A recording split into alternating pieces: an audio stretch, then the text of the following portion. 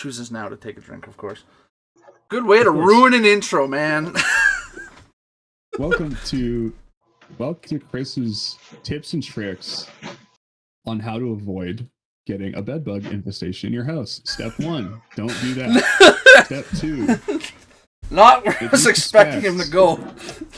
If you suspect that you have bedbugs in your house at all, proceed to take literally every piece of fabric clothing that you own. You are to blame. Heat treat it in your dryer. Heat treat it in your dryer on high for a minimum of 20 minutes, more depending on how much clothes you have. Because we like burn crunchies everywhere. Vacuum the shit out of everything. Spray it down with water and bleach. Whatever you do not procrastinate calling an exterminator if you think it might be getting worse. Because this dirtbag right here thought he had it under control. It's not under control, and now if you were to look at our house, it looks like a fucking murder scene because we had to move everything and condense it so that the exterminator can spray the house down. Because I fucked up. And I actually do have to be fair, I don't know how I fucked up. The exterminator just said it's in my room. That's what the problem is. So it must be you. It's probably me. You dirty fuck. I will say... I will say that the one tidbit of information that actually does help, because obviously bed bugs, where they start. Bed.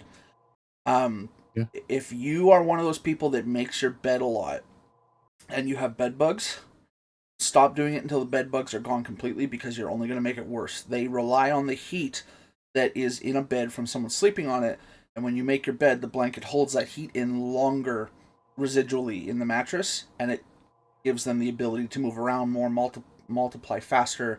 So it's actually better if you don't make your bed while you have bed bugs. I mean, if you think you have bed bugs in your bed, you've already fucked up. Step 1 is if you have them, you've already fucked up. But I'm meaning in the sense of like prolonging it so that you have time to deal with it before it gets worse. That is one way you can do that. I don't know about you guys. I was taught for bed bugs that if you think you have them, you just grab your mattress, you take that shit outside, and you burn it. I mean, also fair. But I think hearing the exterminator option is very reassuring as somebody who's never actually had to deal with bed bugs personally ever in my life. And if I did, I would have used fire up until this point. So thank you for opening up my eyes. That tells me how old that notion is, because I've also heard that as well. And that tells me that the people that said that came from a time when mattresses were about as cheap as burgers at McDonald's. I mean, it'd be hard for them to burrow in mine unless they got into the memory foam. But that was my grandparents' suggestion. We went out for breakfast this morning after they picked me up from the airport as my travels concluded. And they were like, well, why don't you just toss your mattress and buy a new one? And I was like, because I can't afford to do that. Yeah. Our Matt and I's grandmother, bless her soul, was like, well, you know, Chris, you should always have some money in reserve in case of an emergency. And I went, listen, I get that. My mattress cost me $1,000. I do not have $1,000 just sitting around. Yeah, my double king size cost me almost $3,000. Like, I'm gonna be scraping it together for my chunk of the exterminator bill. Yeah, having some money put aside is one thing, but in today's economy, it is more difficult with each passing day to have any kind of money put aside for anything. Mm-hmm. Yeah. I get the intentions, but it's like, listen, fucknut. I spent the last week with people looking at buying a motorcycle, trying to convince me to buy a motorcycle. And then I saw what the bill was going to be, and I went, not doing that. Dude, that ZX4R is dirt cheap. It is. Still got to have the money for it. You're looking at a man that's over-leveraged and underfinanced. Oh, are you talking about that big white 4-wheel truck outside? That big-ass Tonka toy? And the 2018 CX-9 that my godson's family drives, and Right, they still have that. yeah, they still have that. They haven't paid that off yet? No, they've only had it for 3 years, 4 years. They're halfway through loan term right now. That was Jesus. a 9% loan. That seems like It it was should. used.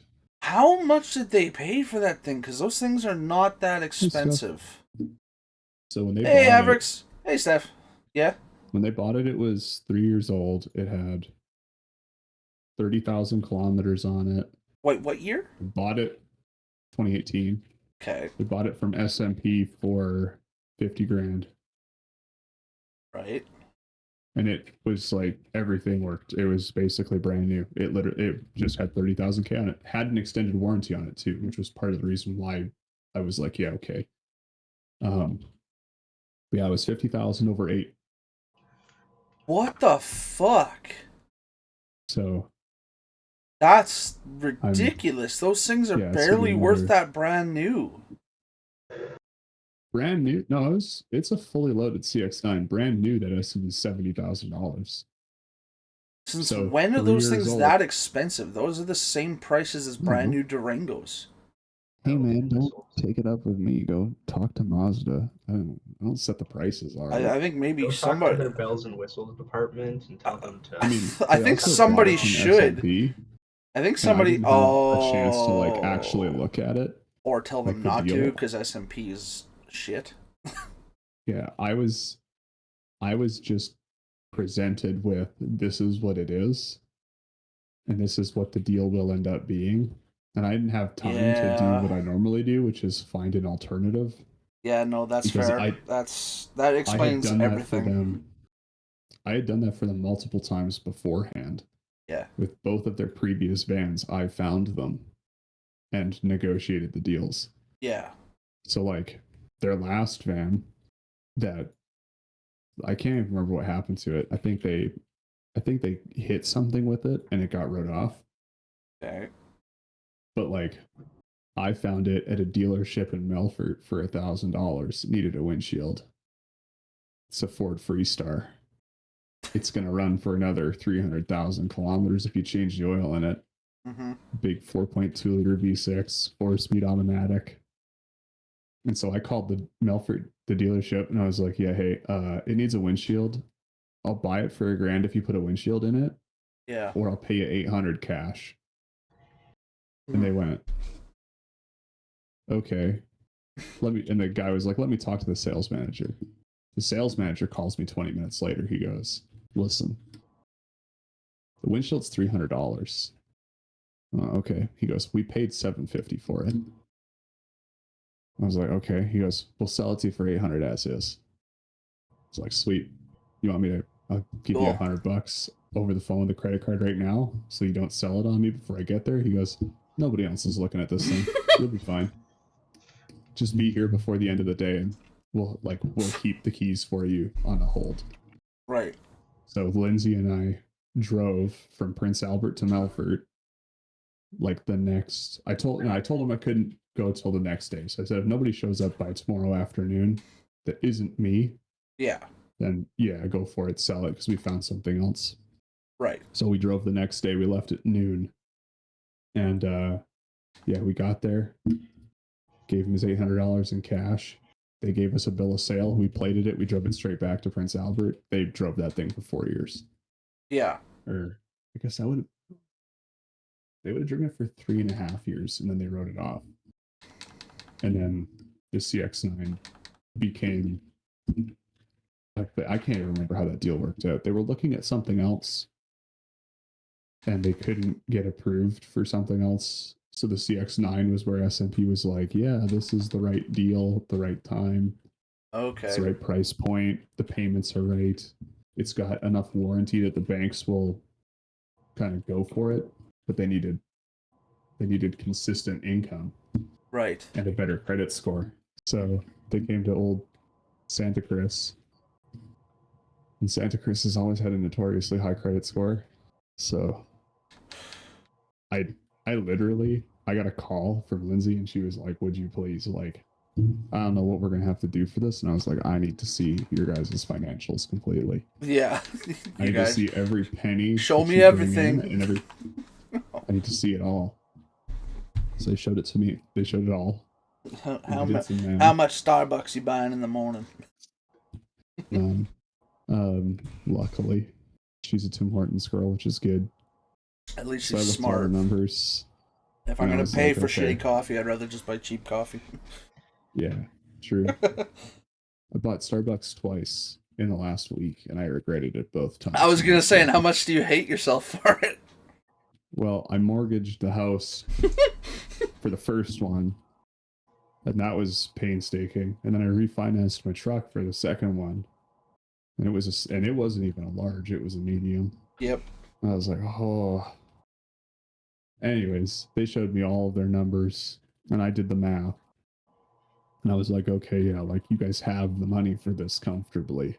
Mm-hmm. And the bank protections that S&P was making them put on the loan were enough that I could justify the times where they wouldn't have the expendable income. Right. Because they got, the bank gave them like a half deferral system. So they pay extra, like the loan payments artificially inflated all of the time. Mm-hmm. But once every calendar year for a window of 3 months, they can defer half of the payments to the end of the loan. Oh, but interesting. I've never heard of that system. I don't know how Scotia worked it out. Oh, Scotia's been a nightmare to deal with. All of my loans have been through TD, thankfully, and they're super easy to deal with. I miss TD so much. I like TD. I had TD with my 24, and it was so nice.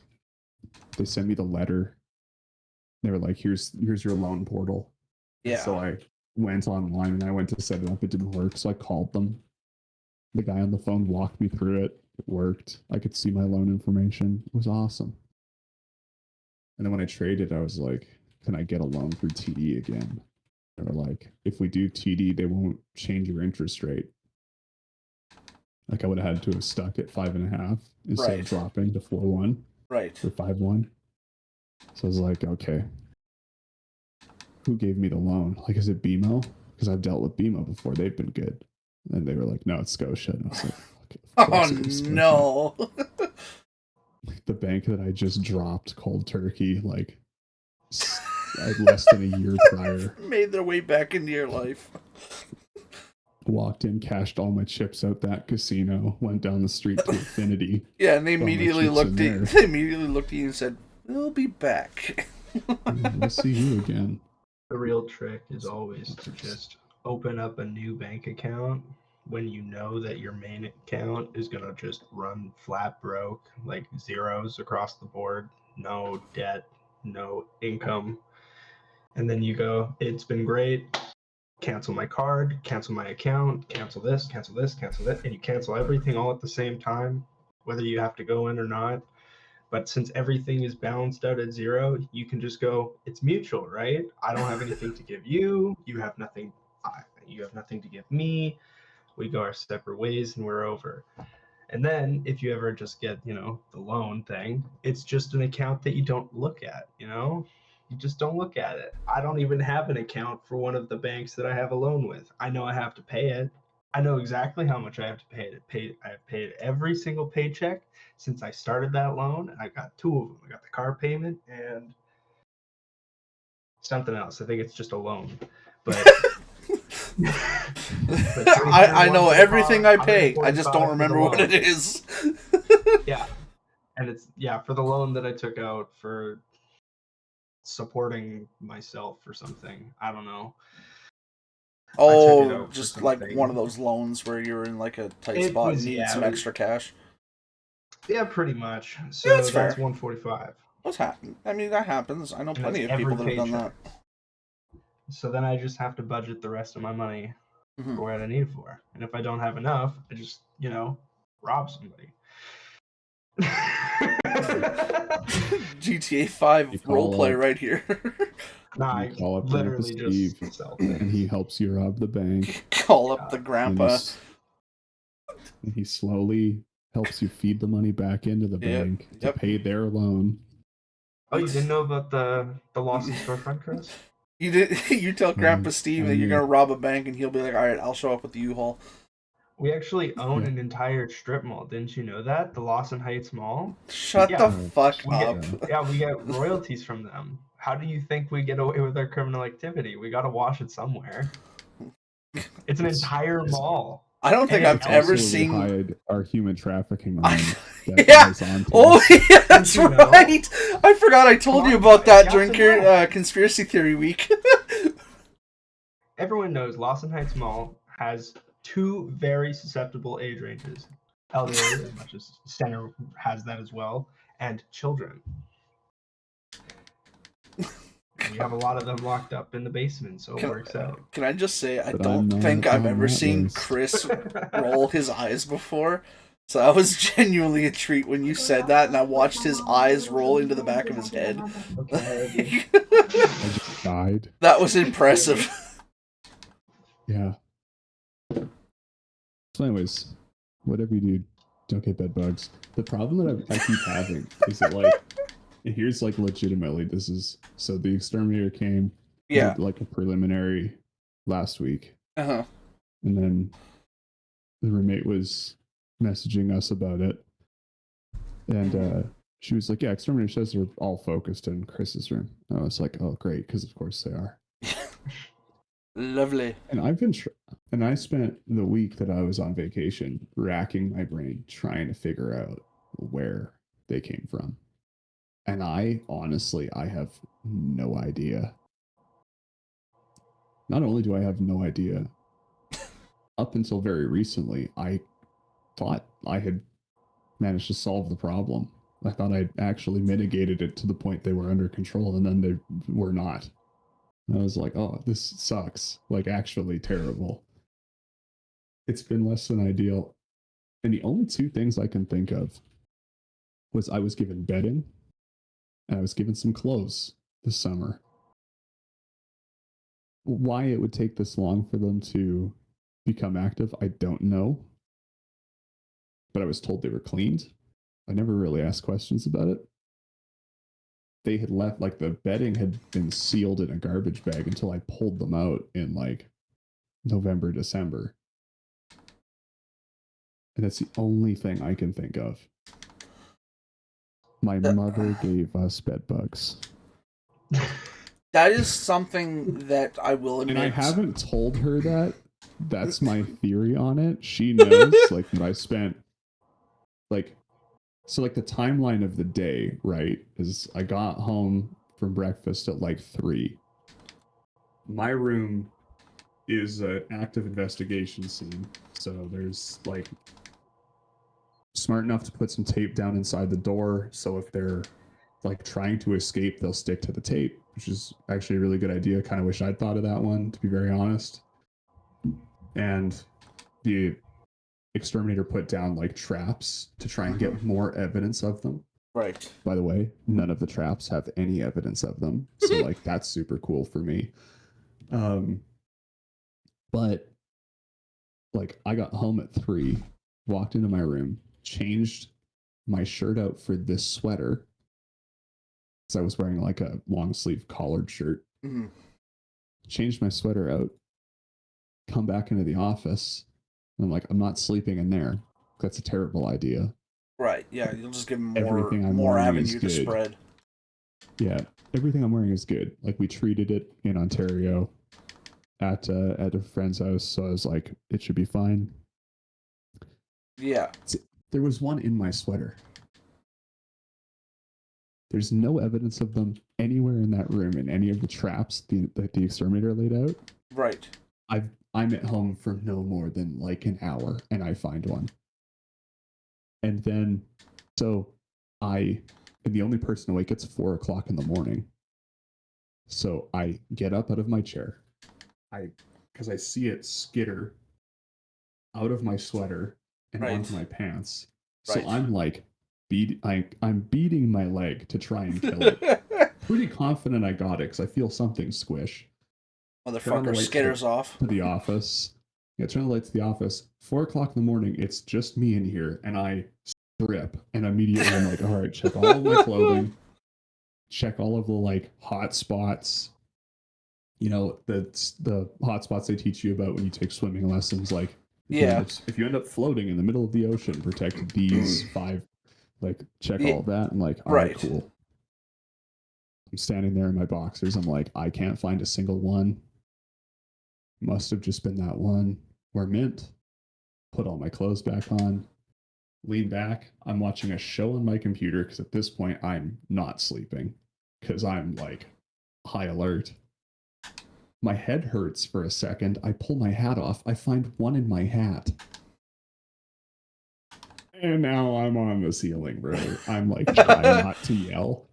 So bad. It's like 5 o'clock in the morning and I'm sitting here at my desk like, you gotta be shitting me. Like fucking vibrating. You're so uncomfortable. Yeah. You got the creepy crawlies. Yeah, kill the one in my hat. Walk across the hallway. Go through my hair, like comb it extensively, just like you would with lice. You know, searching. Checking to see if I can find another one. Can't find another one. Like, all right, cool, we're good. Mm-hmm. Finally, like 6 a.m., walk back into the office, close the door, shut the light off. Turn my alarms on my phone. Zonk. Wake up to the first alarm at 6:15. All right, cool. So, and then I just had to wait. I started waiting until 8 o'clock rolled around, and I just started the laundry process. I grabbed clothes I knew were good out of my bag, put those on everything that I'm wearing currently into the dryer. Like, I got stuff to do. I need jeans and a sweater. It's not super cold out, but it's cold enough. Mm-hmm. It's get that done, and then it's like, all right, cool. Time to start heat treating everything. I tossed 4 bags of clothes that I wasn't even going to gamble on, and that like I don't wear. So like those went straight out into the box of the truck, and then just the laundry hot laps started. And that's pretty much been the course of the day, with like a couple brief intermissions of fun and hijinks. Go run some errands, play a game. Haven't found a single one since. Like proving that they were there was the hardest part. Like, I couldn't at all. Right. No matter what I did. It's been fun. But vacation was more fun. And the beauty of vacation is doing nothing. I spent a week sleeping like 12 hours a day, dude. Let me tell you. That good? Rather nice. And how much sleep do you feel you've caught up on? All of it. I thought you were going to say none of it, because that's realistically. All of it, dude. I feel like between yesterday and today, I think I've gotten a total of like maybe 6.5, 7 hours of sleep, realistically, because like yesterday morning, or go back another day, Monday night, I made us turkey burgers, which I sent you the Snapchats of with the recipe. And I'm pretty sure I grabbed one that wasn't cooked all the way through. So 3 o'clock in the morning, pretty sure gave myself food poisoning. That sucked. Finally passed out, woke up 6 hours later, and then the day begun. Mm-hmm. And then landed this morning and got home, slept an hour or whatever, and then just like, all right, cool, we gotta get all of this done.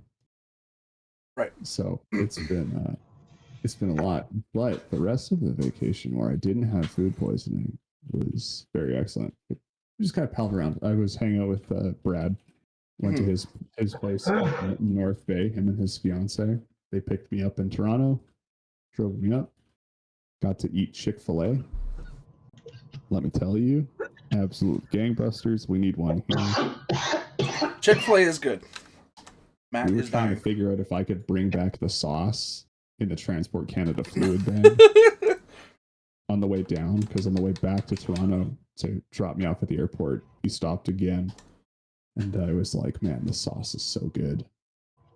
And Brett was like, well, maybe, like, you still have the Transport Canada fluids bag. And I was like, yeah. And he went, maybe you could get it on the plane. I was like, hey, there's an idea. I don't totally want to be flagged by airport security because I decided to bring back 15 packets of Chick-fil-A sauce, but I would be willing to attempt it.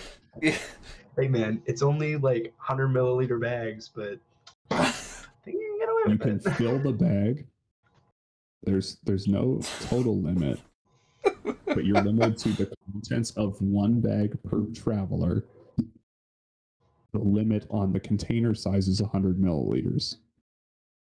The problem that we had, and where the gamble, like where I was just like, no, I'm not even going to attempt this, is that Chick-fil-A measures their sauce by weight. It's a sauce packet. It's not a fluid packet. So I was like, I don't know if this counts or not. And I don't want to be...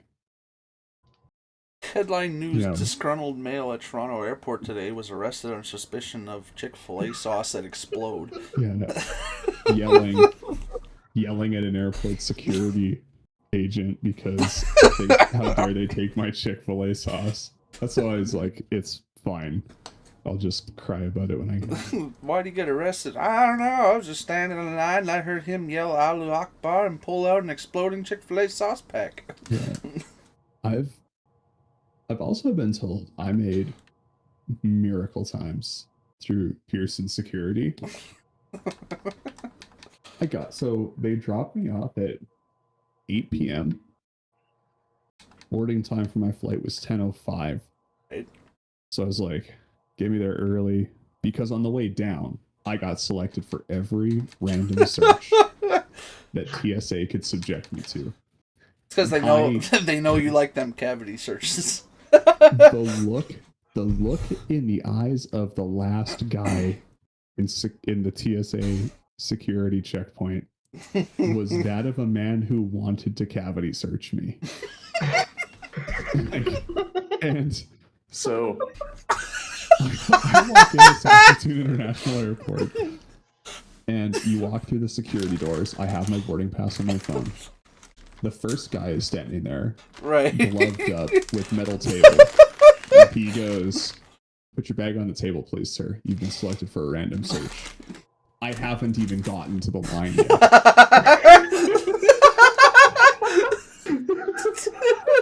So I'm like, yeah, all right, man. If that's what we're doing, brother, like, I'll get it over the way now. Fuck, I really must be the suspicious one. I must be. Well, because, like, I'm traveling with a backpack. Mm-hmm. That's it. Lots of people do that. I'm wearing a plaid shirt, my plaid jacket, blue jeans, cowboy boots, a ball cap, and a backpack. Definitely the ball cap and cowboy boots. They literally were looking at you like, don't be suspicious, don't be suspicious. This is what the terrorists look like now. And look at how smiley he is. He's up to something. He's way too happy to be here. We gotta tone that down for him. Yeah, I'm like, whatever. And so I set my bag down, and the guy's asking me all the questions. What do you have in your bag? Do you have any like high volume fluids? No. I packed it this morning. I know what's in the bag. The main pocket's clothes. The second pocket's clothes. The third pocket's a charging cable. The fourth pocket's my earbuds. Right. I think there's a couple masks in there because I forgot to pull them out. He finds a pen. He goes, when did you put the pen in the bag? And I went, honestly, this is my work bag. So it's probably been in there for months, and I forgot about it. You can keep it if you want. He went, no, I don't need your pen. And he slid it back in the bag. Like, you know, he does what TSA agents do. He rips my bag apart. Right. Everything's under suspicion. To his credit, he did help me put it back. Everything that came unfolded, he folded back up nicely and okay, back in my bag. So he was not at the point of his day yet of hating life. That's good to know. Well, no, because I flew out of Saskatoon I had to be at the airport for like 4 a.m. Right. 5 a.m. So I got the fresh shift. So he was, he was a cheery and shipper, but he still ripped my bag apart. I'm like, Right. whatever. I So mean, he helps me pack my bag it back is up. for a complete check, so he is Yeah. being thorough at the end of it. I'll give Have the to give last him- line of defense that he was Give him thorough credit of where credit's nothing. due, but And it was so still a rip apart. he Yeah. packs my bag up, and then Yeah. I get into the actual line itself. And there's 3 TSA agents, and they've all got the little scanner thing. They're like, yeah, can we see your boarding pass, please? Here's my boarding pass. They scan it, and there's Saskatoon security lines now have 2 lines through it. You can go right or you can go left. So he directs me right, first guy. And so you walk around this like half circle, and then there's 4 conveyor lines. 1, 2, 3, 4. I'm standing next to 3 and 4. I'm the only person on this side. I'm next to start taking my jacket, my belt, my boots, my glasses, my ring, my septum piercing. I don't like the cock ring. Like everything has to come off and go in the trays. And Gotta take the Prince Albert off. I'm like, all right, but like whatever. I'm right here. I'm next. Right. And then this girl walks over. And I'm like, okay. She goes, can I see your boarding pass? They just scanned it, but yeah, sure. So she scans my boarding pass and she goes, okay, yeah, you can go and line up at conveyor 1 in front of like 15 people. And there's 3 people that are still currently like de-gearing themselves and like stripping themselves down into the conveyor trays. So I'm like, I mean, yeah, sure, but like this line's moving pretty quick. I'm right here already. Could I ask why it didn't make it more sense for me to just go through conveyor 3 or 4? Well, sir, we need you to go to conveyor 1 so we can ensure the efficiency of all 4 conveyors. What? And I'm like, but there's the... Yeah, whatever. All right, sure. So I walk over. And I'm, bagging the thing. I pull my hygiene kit out because it's got the fluids bag in it. Right. Pull my earbuds out. Phone in the conveyor. Watch in the conveyor. Glasses in the conveyor. Hat in the conveyor. I'm like, my wallet's in the conveyor. My firstborn child's in the conveyor. I'm like, all right, like please, like, don't search me. I'm walking up to the metal detector. And it's very important to note that at no point did I say my ring went into the tray. I didn't think about that. Oh. And but like my belt's in there, my pants falling down. Like I'm actively holding my pants up at this point. And so the 2 on the other side of the metal detector don't see my ring. I'm not thinking about my ring because I wear it all the time. Right. And so I'm like, yeah, well, whatever. We'll get through it. And as I'm going through, the guy at the conveyor goes, sir, we need your boots.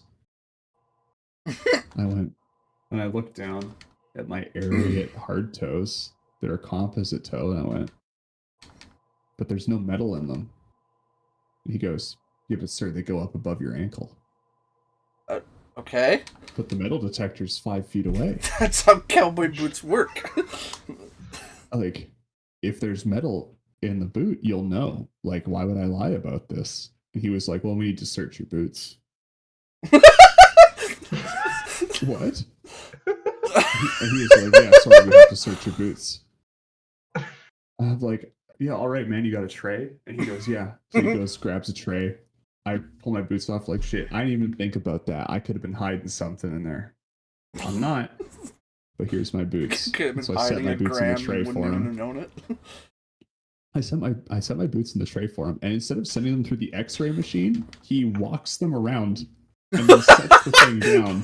Another person walks up with the flashlight and the Q-tip swab, and they're going through my boots.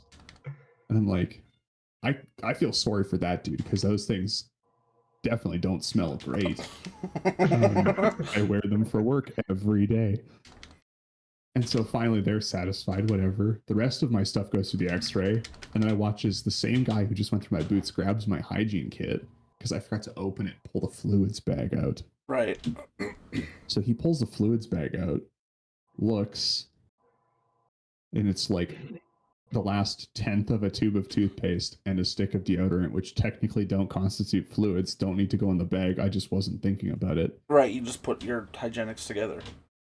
Yeah, and he looks at it, looks at me, looks back at the bag, puts the bag back in the tray, and then they start searching through my bag. And I'm like, what's up? They're like, oh, there's something in the x-ray we can't identify. I went, is it the, like I have a 25-foot charging cable. Because it's just the only one I thought to bring. So Right. it's coiled. And Right. just sat on top of my bag, and they're like, well, yeah, we can't identify it, so we have to find it. Turns Okay. out, when I was cleaning my backpack out, I forgot a spoon. So they found the spoon. Mission accomplished, TSA. And the guy looks at it, he goes, and he looks at the x-ray tech, he goes, is this it? And the guy goes, yeah, I think that's what it was. And so they put the spoon back in my bag. Like, yeah, have a nice day. Oh All my right, cool. god! Looks Whatever. at a spoon like. This is the third It's time the my stuff has wildest just fucking been searched. story. Well, it doesn't make any sense. I'm like, it's a spoon. And the guy goes, well, we couldn't figure out what it was in the x-ray. Okay. Then what good's the x-ray machine? It's a spoon. Whatever. And then I'm putting my stuff on, and I shit you not, the last guy, there's like a final table He's looking at you that sits hungrily. just in front of a doorway, and he's staring me down. And I looked at him as I'm like finally done putting all my stuff back on and like putting everything back in my bag. And I look at him, I go, I promise you, I'm not hiding anything. Please just let me go to the gate. Please just and leave get me a alone. And he kind of looks at me and just nods. He goes, you have a nice flight, sir. Like, I don't know if I'm going to anymore. That feels... After this like experience, those I don't want to. So that was going through Saskatoon. Saskatoon's security line is like, even when it's jammed, only takes like 20 minutes. And I got searched 3 times in 25 minutes. And then I'm coming back through Pearson. And I forgot to take my boots off, my belt off, my ring off, my watch off. I forgot Jesus my glasses were on my Christ. head because I was tired. And I walked through the metal detector. Blair's. Oh, that's the other one. The Saskatoon metal detector, now, you stand in it, you hold your hands above your head, Mm-hmm. because then they've already got you surrendering if you're, I don't know, Oh strapped to your my chest. god! Right. And so, like, my ring fully in view of the guy, because I did get a pat down because the metal detector went off. That was fun. Forgot about that one, so I guess I got searched 4 times. Whoops. Anyways, coming back through Pearson, and I get in the line. I'm like the only person in the line. It's like, this is super bonus. So now I'm going to get searched 8 times, but it's only going to be me. So, like, who cares? These guys It's need like- something to do. It's like security was in Saskatoon like a decade ago, the last time I flew commercially. It's like, I walked up, I threw my bag and my jacket, and that was it, into trays.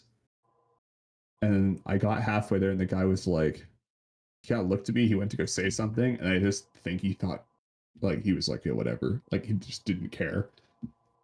And I walked through a traditional metal detector, you know, the uprights, and I get through it, and the guy gives me the wand as an extra check. He goes, yeah, you're good to go. What? And I almost asked him, I was like, you sure you don't want to, like, check me? I'm not so... He was like, no, you're good. Past experiences, you Alright. know, you've only checked me twice. Like- You got 5 more to go. All right. So I go grab my 2 trays, set them aside because there's people coming behind me now.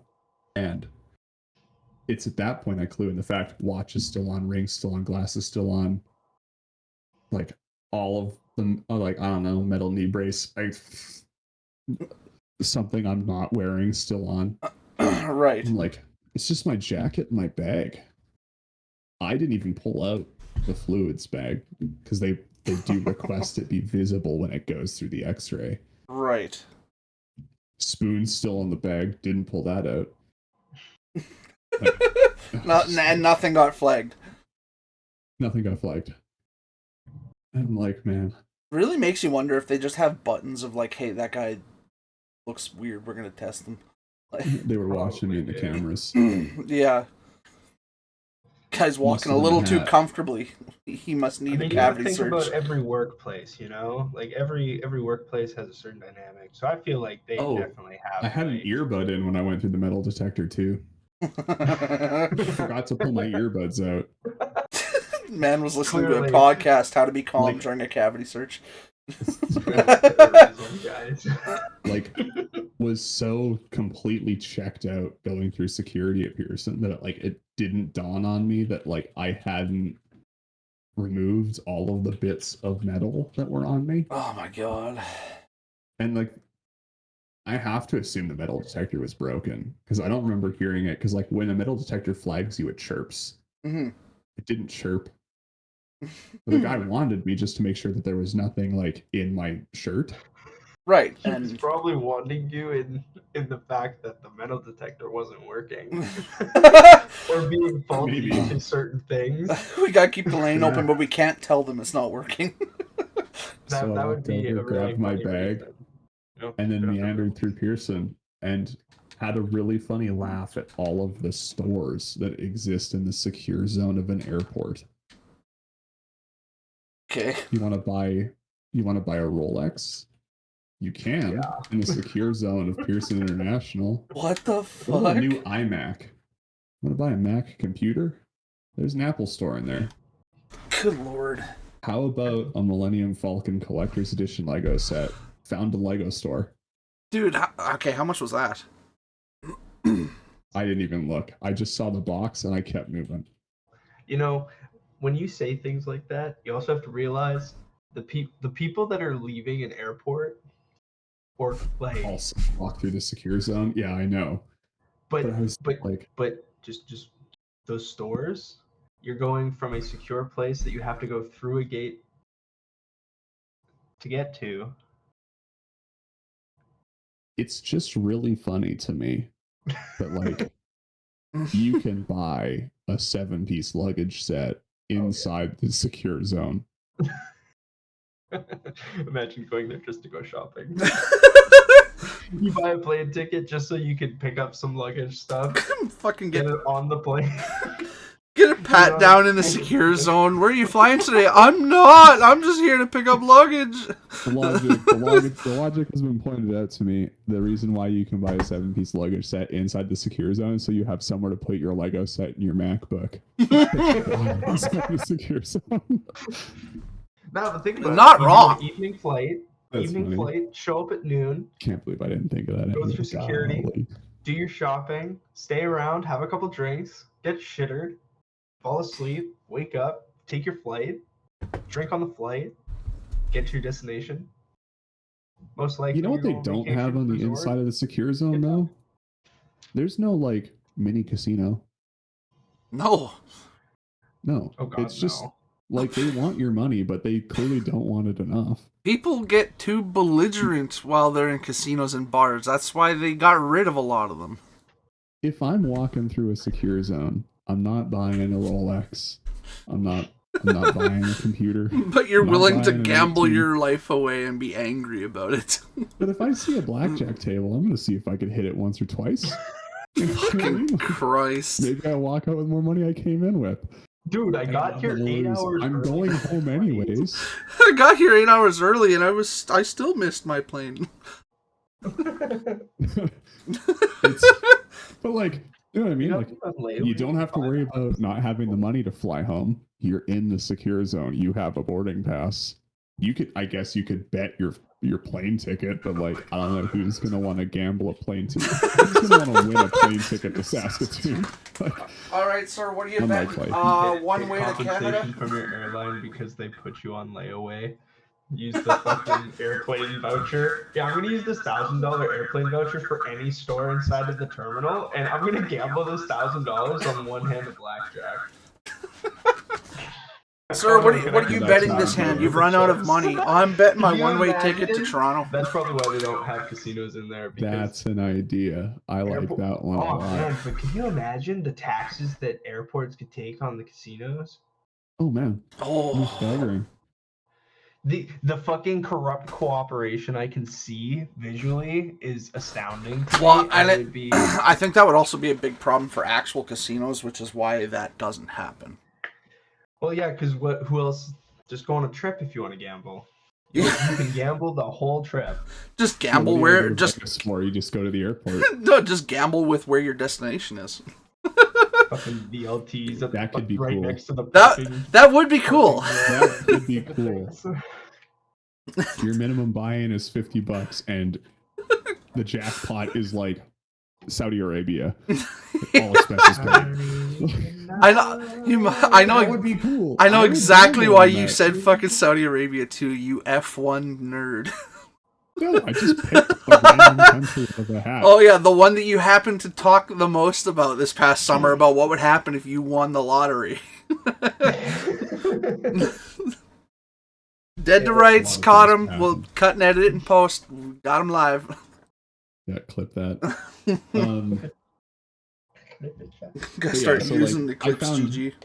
I found the airport experience really funny, and then I felt kind of bad because as we were boarding the plane, I started laughing just in like the nostalgic looking back. of Right. How dumb it This- was. This couple that had, I want to say they had 6 kids. I never stopped to count, Oh. but they had like this gaggle of children with them. I haven't heard that word in a And- while. This poor mother is like actively slinging 3 on her while dragging 2, and then the last one's just kind of dawdling between her and her husband. Right, Her he's just husband? existing. Fucking useless. He's just standing there, like, That sounds like and yeah. I'm laughing because these kids extremely well behaved until the boarding for Zone 9 was called, Oh no. which is like everybody else. Right. So that's where I boarded because I WestJet Ultra Basic were $180 or $150 each way. A direct flight, okay? Right. And so Zone 9 gets called. And so me and a bunch of other people stand up and we're waiting in line. And if you have small children, you get priority when your zone is called, which makes Right. sense. I'm Yeah, that all for does. that. Yeah, kids are not very good at standing in line. And it's hard to travel with children. So like let's ease their burden. Right. There's 3 other couples with small children boarding in Zone 9. Huh? They all get in line behind this family of 7. Right. There's a family of 3 and a family of 4. Huh? And then this family of 7 in front of them. Mhm. The second the call for Zone 9 boarding starts, 4 of the 6 screaming. Death knell, full bore crying. It's like that was the warning And- shot. And this mother, yeah, not bomb broken. This mother just starts coming unglued on her kids. And I'm laughing because I remember the last time traveling with my family, the grandparents took us to Anaheim in my Right. senior year of high school. Okay. It's like a family vacation. This is like the last time we're all going to be able to go on a real family vacation. Right. This is also, I would like to point out, the only time we all went on a family vacation. Not that I have that against them. It's just, it was the last attempt at it. They wanted to do something special for us. They decided, we'll do Disneyland, we'll do Universal Studios, we'll do Legoland, Right. we'll do the whole thing. Uh-huh. We'll go to Los Angeles. So that the scene I am witnessing play out in front of me is hilariously similar to the scene I existed through Right. 10 years prior as a youth, Mm-hmm. going through international customs with our youngest two siblings, Uh-huh. and our mother coming absolutely unglued on them while like our grandparents are trying to calm her down. Our dad's just like, Grandpa Steve's doing his part on this Right. by like separating the two youngest, but like he's not doing a lot because he understands this is just one of those things that you're gonna have to ride the wave on it. I'm Right. standing in line waiting to board, crying laughing. It's the funniest thing I've ever seen. I'm dead tired. I'm like half conscious at this point, and I'm just giggling. Like, I can't stop.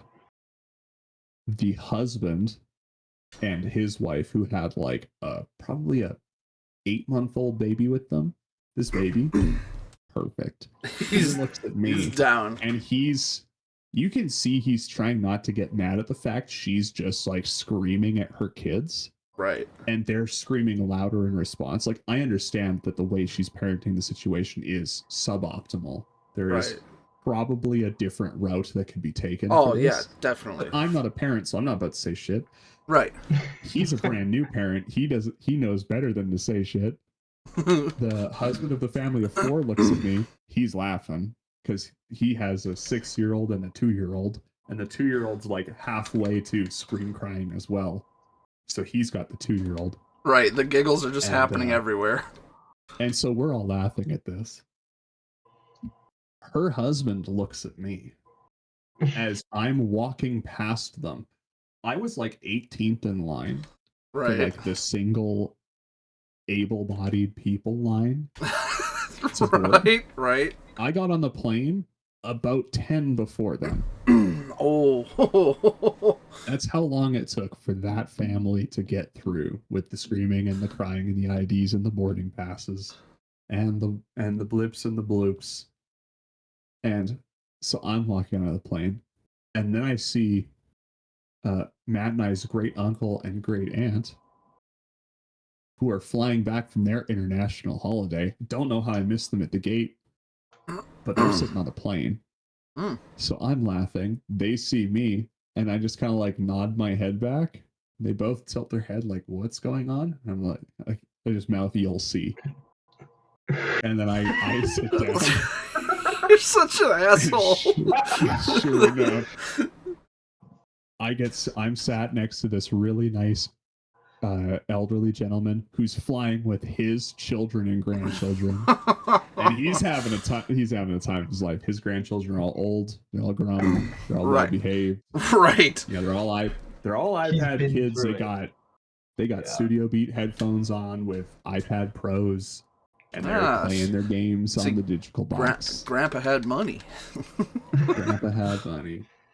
I mean, they're flying like all of them. Economy at best, but Grandpa had enough money for the toys. And that's what matters when you're flying. Yep. Living rich, poor.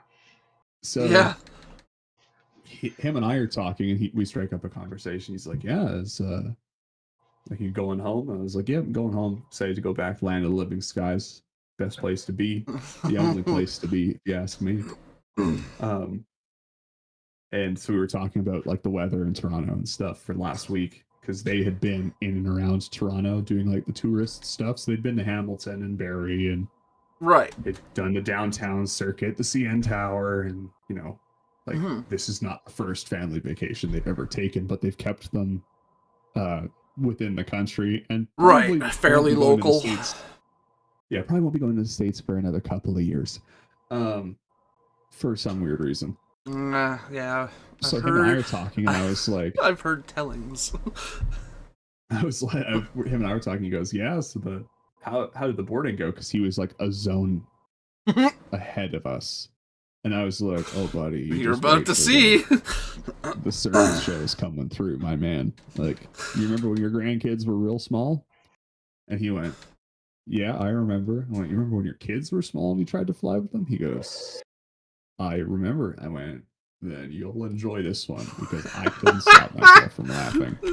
He was like, what do you mean? And as he asked me that, they come into the metal tube. The cacophonous metal tube that flies through the sky, and all I hear is just screaming, the death knells of a dying child.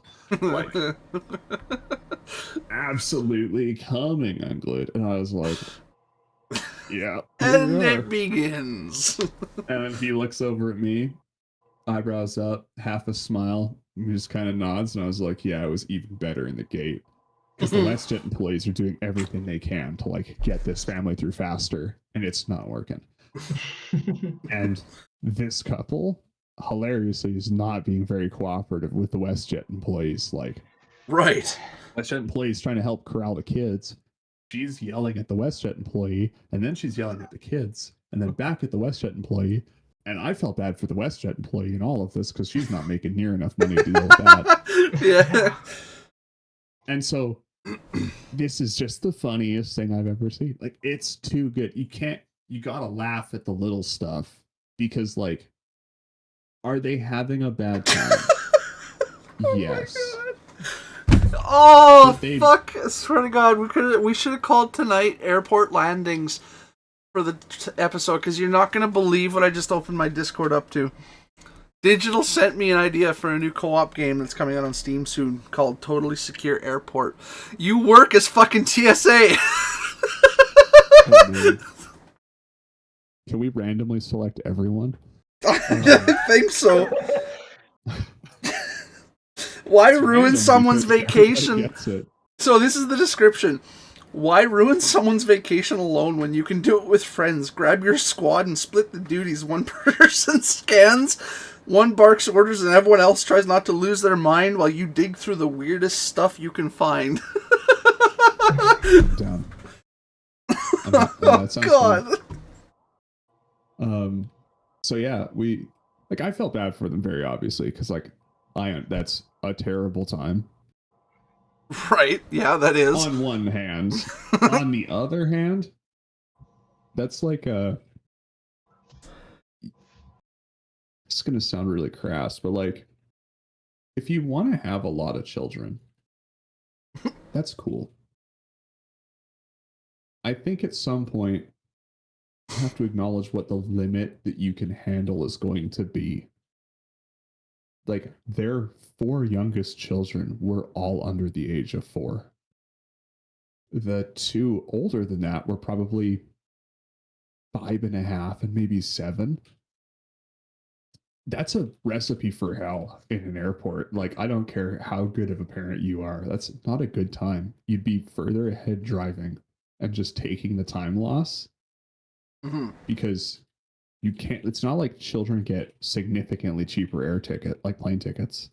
Right. So even if you're flying it the same way I was flying, you're still forking out probably $1,200 each way. Yeah. So they're flying direct from Toronto to Saskatoon. Saskatoon is not an international airport.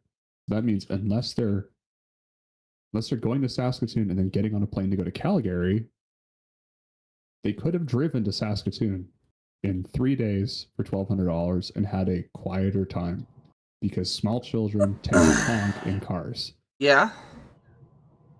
And I was just sitting there, I was like, I feel bad for them because, like, it seems like one of those things where they just kept having kids. Mm-hmm. And then they were like, well, obviously, we're still going to go do stuff. We'll just bring the kids with us. And are learning probably the hard way that it's not a feasible adventure, Mm-hmm. which sucks for them. But, like, yeah, that was fun. Well, here comes a Steam link. Yeah, I just sent it to you while I was listening to you talk. That is... I mean, honestly, that's the way it goes, though. Obviously... God, they... Not a bomb. Obviously, they should have been expecting that, because they were, I mean, not only flying with younger children, but they were flying with 5 of them. They have to expect that not everything is going to run smoothly. And bye, Chris. I hit the wrong button. I'm so sorry. I'm a professional.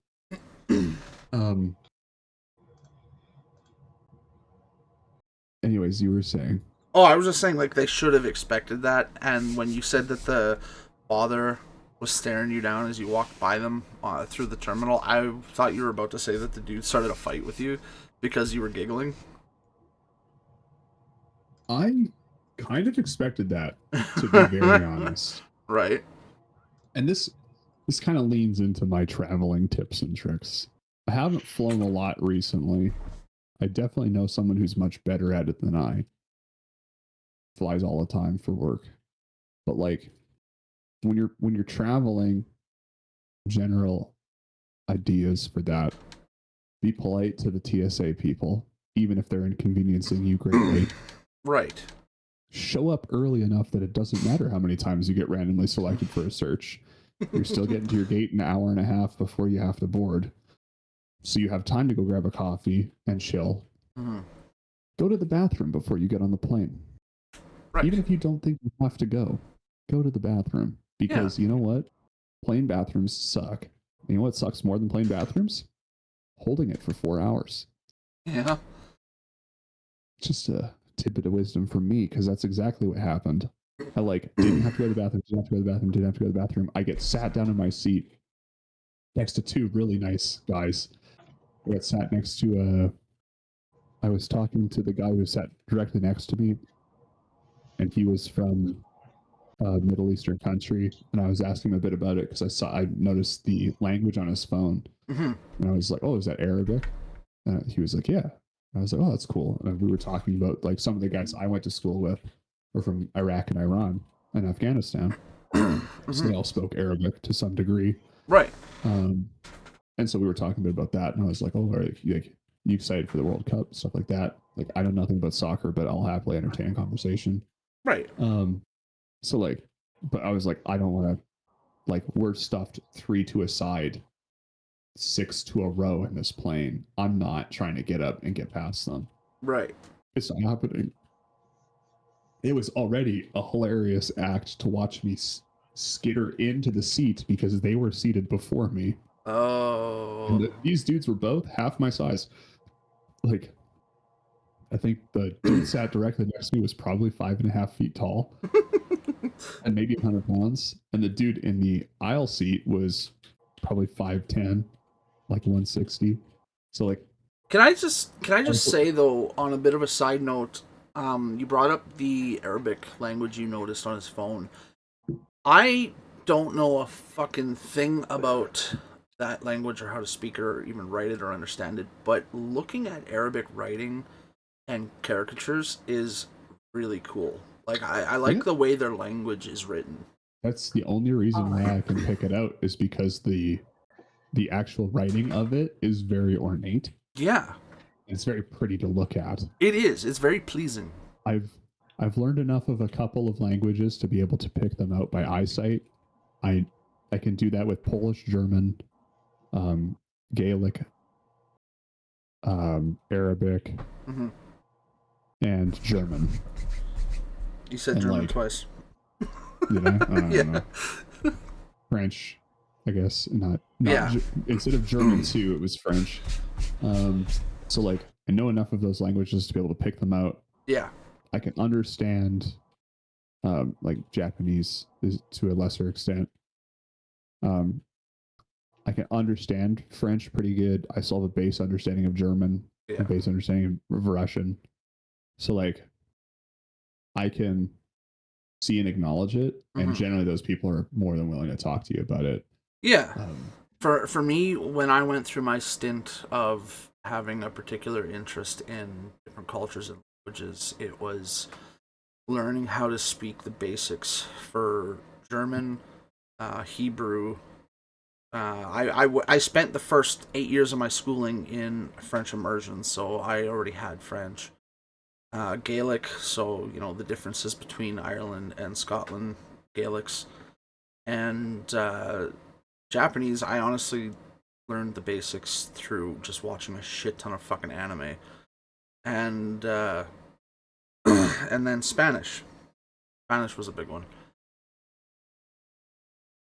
Yeah. I had a lot of fun Spanish learning is also Spanish. a really cool language.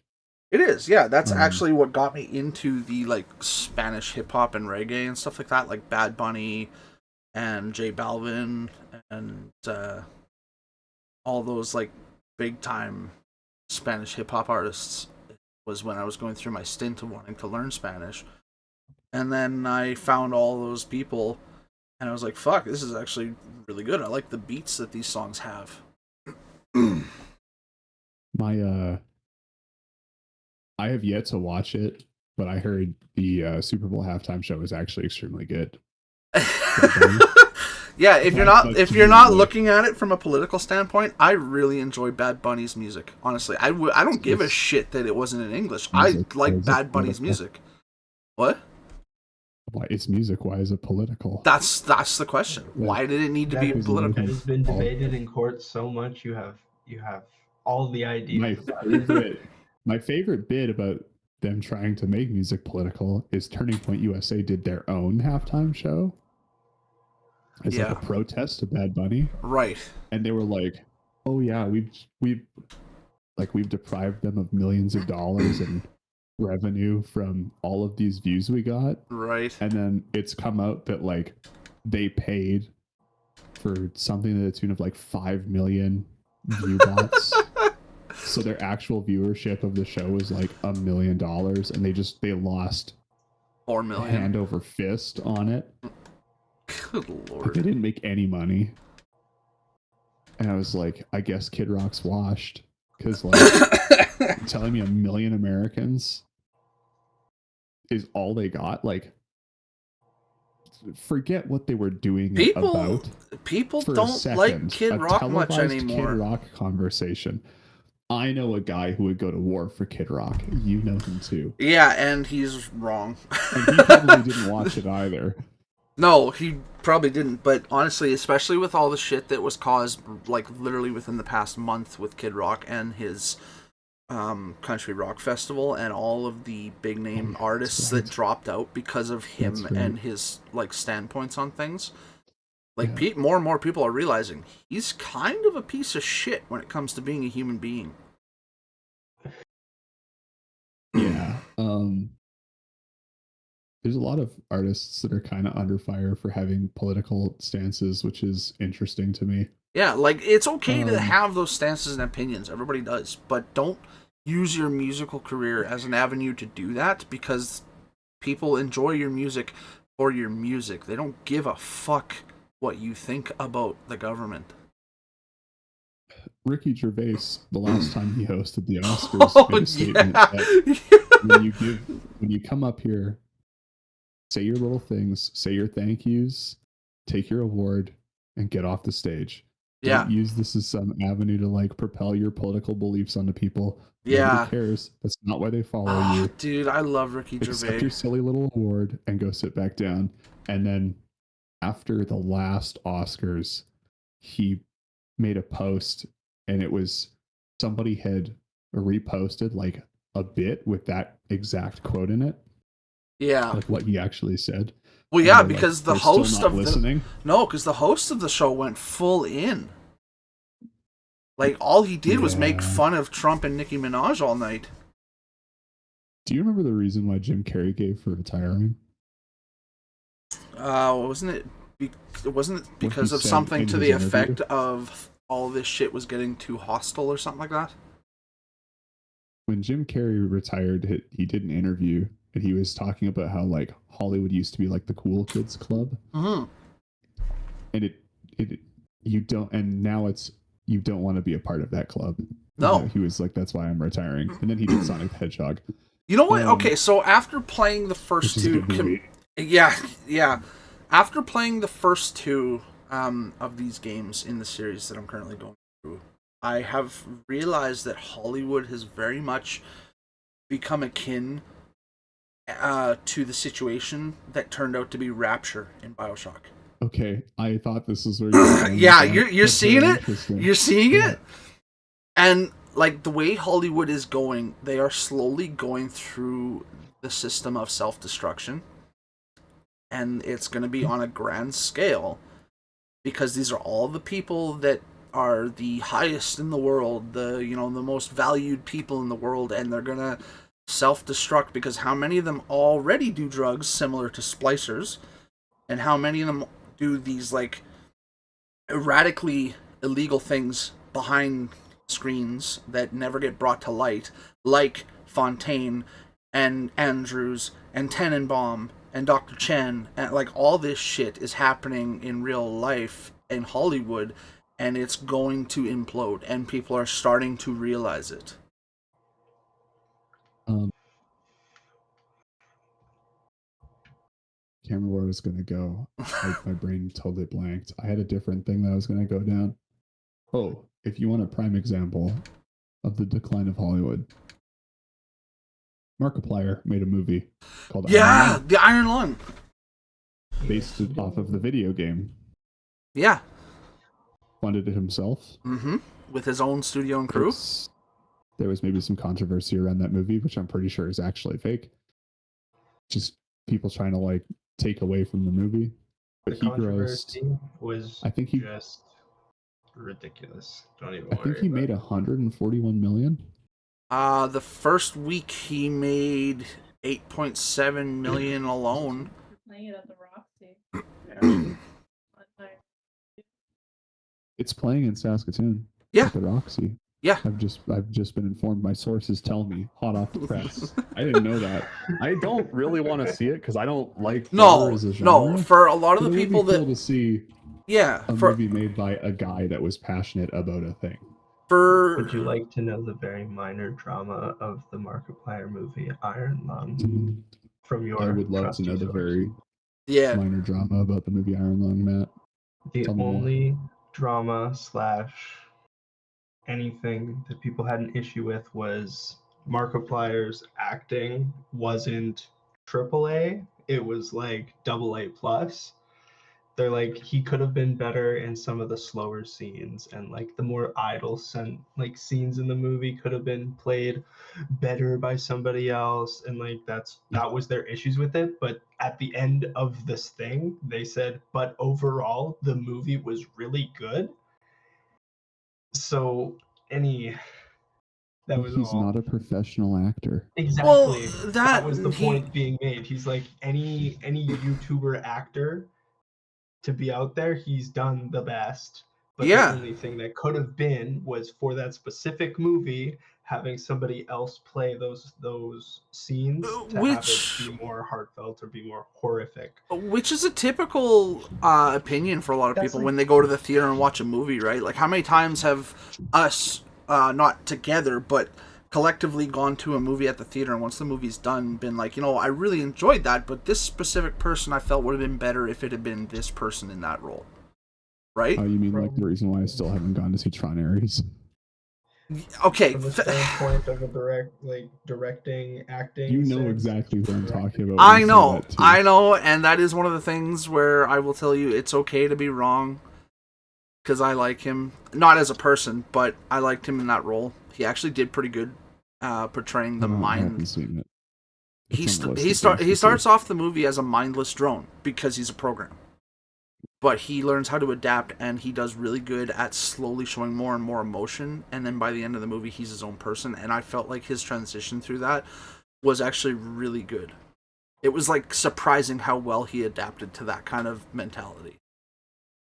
But no, as a person, he's a piece of shit. I like his music, and I like his roles for Ares and Morbius, but other than that, I could really care less about him. It's interesting that you liked Morbius. Why wouldn't I like Morbius? That's one of, like, Spider-Man's scariest villains. Dude, I don't know if I've ever made this clear or not, but I'm a major Spider-Man stan. Well, I know that. Yeah, like, I love all things Spider-Man. And I've always enjoyed Morbius. That's why I enjoyed so much when the Batman cartoon was out on TV and they ran the Dracula storyline for half a season.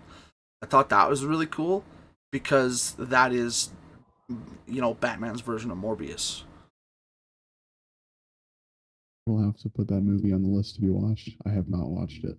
It's good. I like it. But the problem why it wasn't continued was because that was when Jared Leto was coming out with all of his like opinions and political views and stuff, and people were like, "Oh, you're actually a rancid sack of shit." Yeah, so the never-ending list of reasons not to like Jared Leto. yeah, that's actually why after Morbius was made, he returned to his band 30 Seconds to Mars, was because nobody wanted to hire him as an actor. So you need to keep making money somehow. I wonder why. Yeah. With the Cool Kids Club no more. No. Yeah, they can't all be Cillian Murphy, that's for sure. No, and I think the problem was that his ideals fit very well, almost too well, with the Cool Kids Club, but because he made it public, they were like, "Oh no, you're drawing attention to us. You gotta go." Because that's the thing. It's like it's the same thing with Scientology, right? In Hollywood, they want to be there. They want to be a big presence, but they don't want people to stick their noses in it. Like, have you seen that guy who's going around Hollywood harassing all of the Scientology institutes when they keep their doors open? He walks up to the door with a camera and he's like, "Hey, how's it going?" And they rush to close the door and he's like, "Oh, you don't want to talk to me?" Oh, I love him. He's keeping them in check. The Scientology point seems kind of strange because, like, not because I think you're wrong. I think they should wear their dinner plates in public. Right. Like Tom Cruise is a renowned Scientologist. He's like the most famous one, right? Right. Well, I'm like pretty the sure religion. Tom Hanks was for a while too, but then he was like, "Nah, this shit's too goofy for me," so he backed out. Yeah, because it's extremely goofy. Yeah. But like, maybe it's just who Tom Cruise is as a human being, but like, you never hear about that. It's a fact that is known that he is a Scientologist because, Right. well, if you're going to do that many of your own stunts in that many movies, you're probably going to have a wacky belief system. Right. But like, beyond the fact that he is a Scientologist, that's it. That's where the Well, book stops on that one. Tom also isn't as big into it as he used to be anymore. But the problem is that a lot of Scientology ideals have come very close to the occult. And Radicalizing views. yeah. Because they are a cult. Yeah, exactly. Well, yeah. And that's why they believe so definitively on their reason. And that's why they don't want attention drawn to them, is because they don't want this to become public and be like, "Oh, we're shutting you down because you're an occult." The easiest way to tell the difference between a religion and a cult is simply, in a religion, the guy that headed it up was the leader of the cult at the time is dead, and nobody today knows them. Right, he sacrificed himself for the people. Yeah. That has nothing to do with it. But a cult... Well, it does kind of fit, though, if you think about it. The leader is known by someone who still exists within it. Yes. Or is still alive. That's generally speaking like the most direct apples to apples. If you want to like really parse it down, and I've got our number one fact checker is like glaring into the side of my head because I know I'm probably wrong about that. But like that's the way Chris Lawson, the guy, my opinion on it is a cult. The leader is within one generation of its existence has been alive and is known as a human. A religion, you're generations removed and nobody today has ever met or known them. And is the belief of the thing they stood for. I think that's just a matter of happenstance that's been coincidence with this shit over the years. People claim they've seen Jesus. Yeah, that's true. I guess that would depend on your definition. People have claimed they've seen Jesus. Right. So the way I look at it, that all the time. the way I look at it, that makes a little more sense when you're not talking about like generations, because this is usually like just the average of what happens between religion and cults. In religion, your leader is dead, and most times that's because they have sacrificed themselves for their followers. In cults, the leader is alive because he expects the followers to sacrifice themselves for him. Yeah, that's also a good way to distinguish it, I think. That's fair. As a comparison point. Yeah. I would have just brought up legacy to you, Chris, because technically a cult follows like a definitive reason, but that reason doesn't have to be a recent discovery of reason. It could Right, be just a firm like belief. a formative. It could be a form of knowledge from either, I don't know. It can be hard to look at because some cults are like upstarts and some are long lasting Mm-hmm. like refreshes. Like it would depend on how you look at it. Yeah, Because well, some cults have the suicide pacts, but Y- all the writing's still there. It's Yeah. still an accessible form of information that anybody who is wanting and willing can get their hands on. right. So that's how It's I see usually it. their beliefs and their ideals taken to the radical extremes. Yeah, Most cults are generally. just rebirths of previous cults' knowledge. Yeah. So Yeah. everything is Lots of multi-billion-dollar corporations go through a rebrand. That's not uncommon. Yeah. There's so many rebrandings I out can't there. believe you just fucking said that. Come on, Doesn't the make them any less evil. the biggest one of all. It's been reborn and reborn again, but they always just find the next biggest pond to dip their dicks in. Yeah. Sorry, did I say that aloud? You're not wrong. It's like, oh, they did it and they didn't succeed. Where they failed, we can pick up and succeed. Literally, what it's been is backstabbing and winning with all the information you can grab. Yeah. Cold War was a fun time for What everyone. what the hell were we Start talking learning. about before this? I think we were talking about Jared Leto. I think this all started with Jim Carrey. Yeah. I don't know how Hollywood isn't the cool kids club anymore. How did Oh we get? yeah, that's right. We were talking about the movie eaters. How did we get here? Okay. Did you guys hear that they're making a Peaky Blinders movie? I did.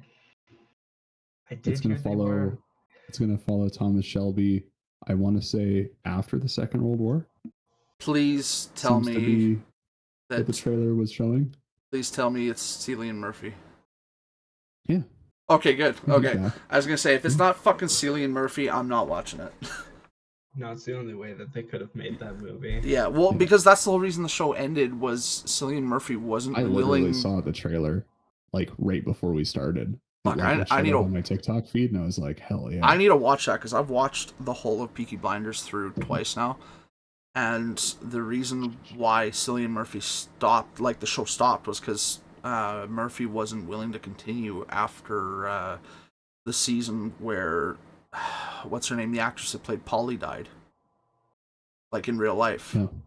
Mm-hmm. I always forget her name, but I know she was Polly in Peaky Blinders, and she was Draco Malfoy's mother in Harry Potter. Helena Bonham Carter.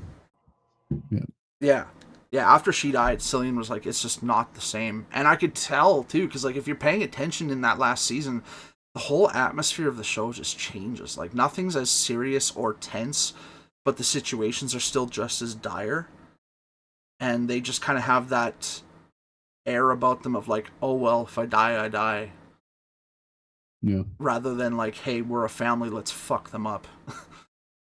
Overlooming feeling of dread of having a real close companion fall. Yeah. It's something that hits you right away. Yeah. Most people can take off their coat and at least hang it up in the closet.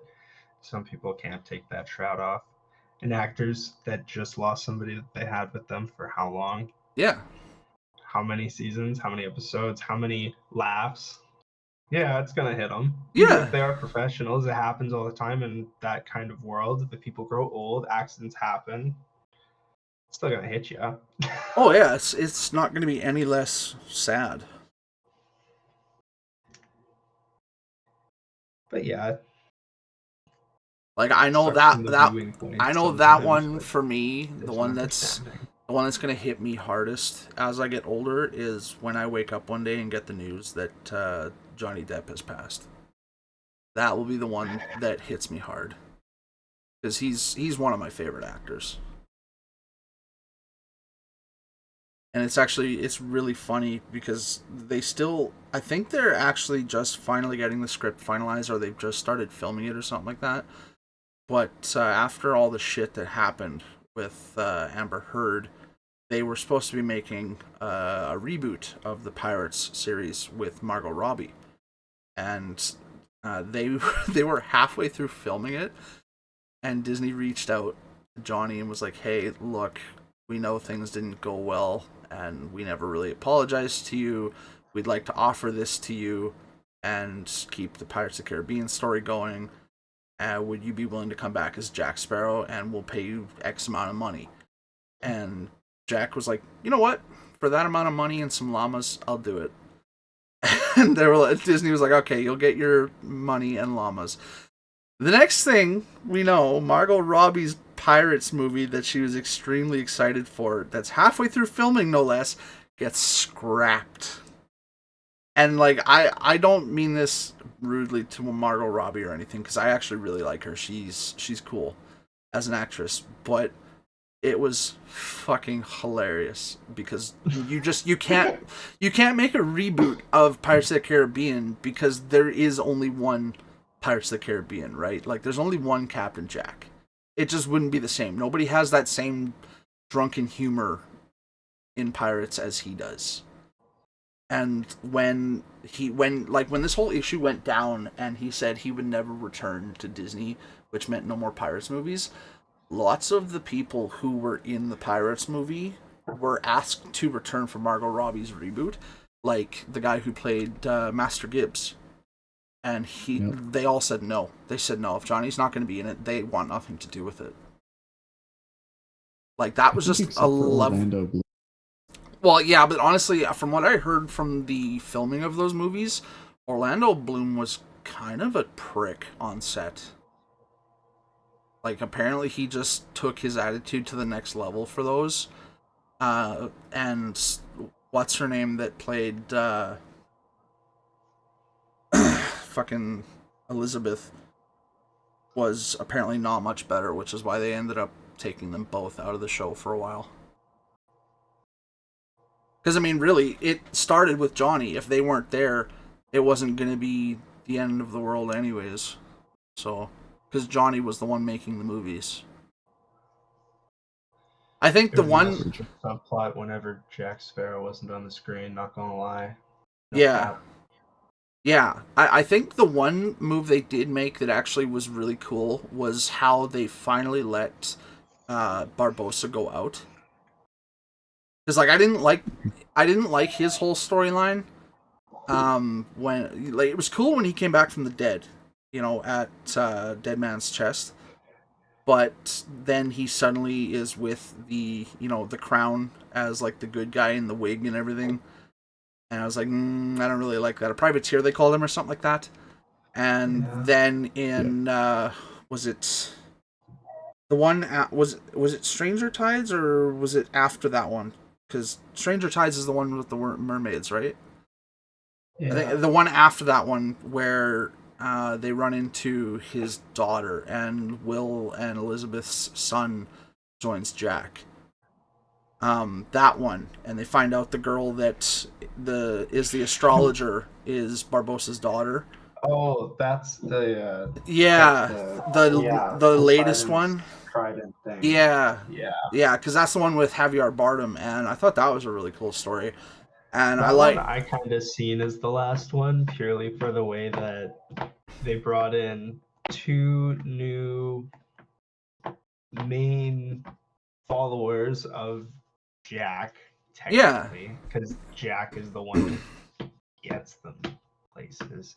Yeah, right. Well, and it was portrayed as supposed to be the last one, right? Because the story of the Trident in that movie was that the Trident was the cause and effect of all the curses that they had run into over the high seas. So now that the Trident's out of the way, that's it. No more curses. Nothing. Like, even the whole story of Will taking over for Davy Jones and the Flying Dutchman, that's done now because that was a curse placed by... every arc. Yeah, that was like the ending, and I love the way Barbossa went out with that, you know, getting to save his daughter. I thought that was really special. So, like, I don't actually know what the plot of the newest one even is. That's what I would be. That's where, like, I must have fell off those movies so hard. I I don't remember anything you guys have said about the Pirates of the Caribbean movies. You know what, Chris? You know what it is? You probably It's just- have watched the movies, but you probably haven't like watched the movies. Because when I watched them the second, third, and fourth time, all in a row, all like at 2 a.m. when Tori was fast asleep right next to me because I couldn't sleep, but she was hard asleep, sitting in Julia, Tori, and I all in the same little basement suite, and I'm watching all of them in a row. Same thing with Indiana Jones. I did that every single day after work. You just My memory understand it a little better. My memory of those movies is, I think, just bad. Because, like, Say that too. there are certain movies I'll watch more than once, but most it's like a one and done ordeal. The Pirates movies, I know I've seen more than once because, like, the kids all like to watch them. But at least the first two. for Dead sure. Men Tell No The first Tales one was I- the one with the trident. Sorry. Yeah. The first two were really good, but like I don't remember anything after the third movie, and maybe I just never actually watched them. To Matt's point, Well, the plot points are also similar, so it's kind of OBS is hard to remember how shitting each the one bed. starts. Hold on. What the fuck is going on? it's struggling. It is struggling. I can't tell if my kiddo. Turn off your auto updates. Turn off your auto updates. Duck and weave. Duck and weave. Okay, it seems like it's back to normal now. What the fuck was that about? Yeah, you can see me having a conniption. Nice. Perfect timing. Yeah. Glad I got that one right on the money. Mm-hmm. Speaking of things I haven't really watched, but you have lots of opinions on. You have lots of opinions about Thousand Year Blood War.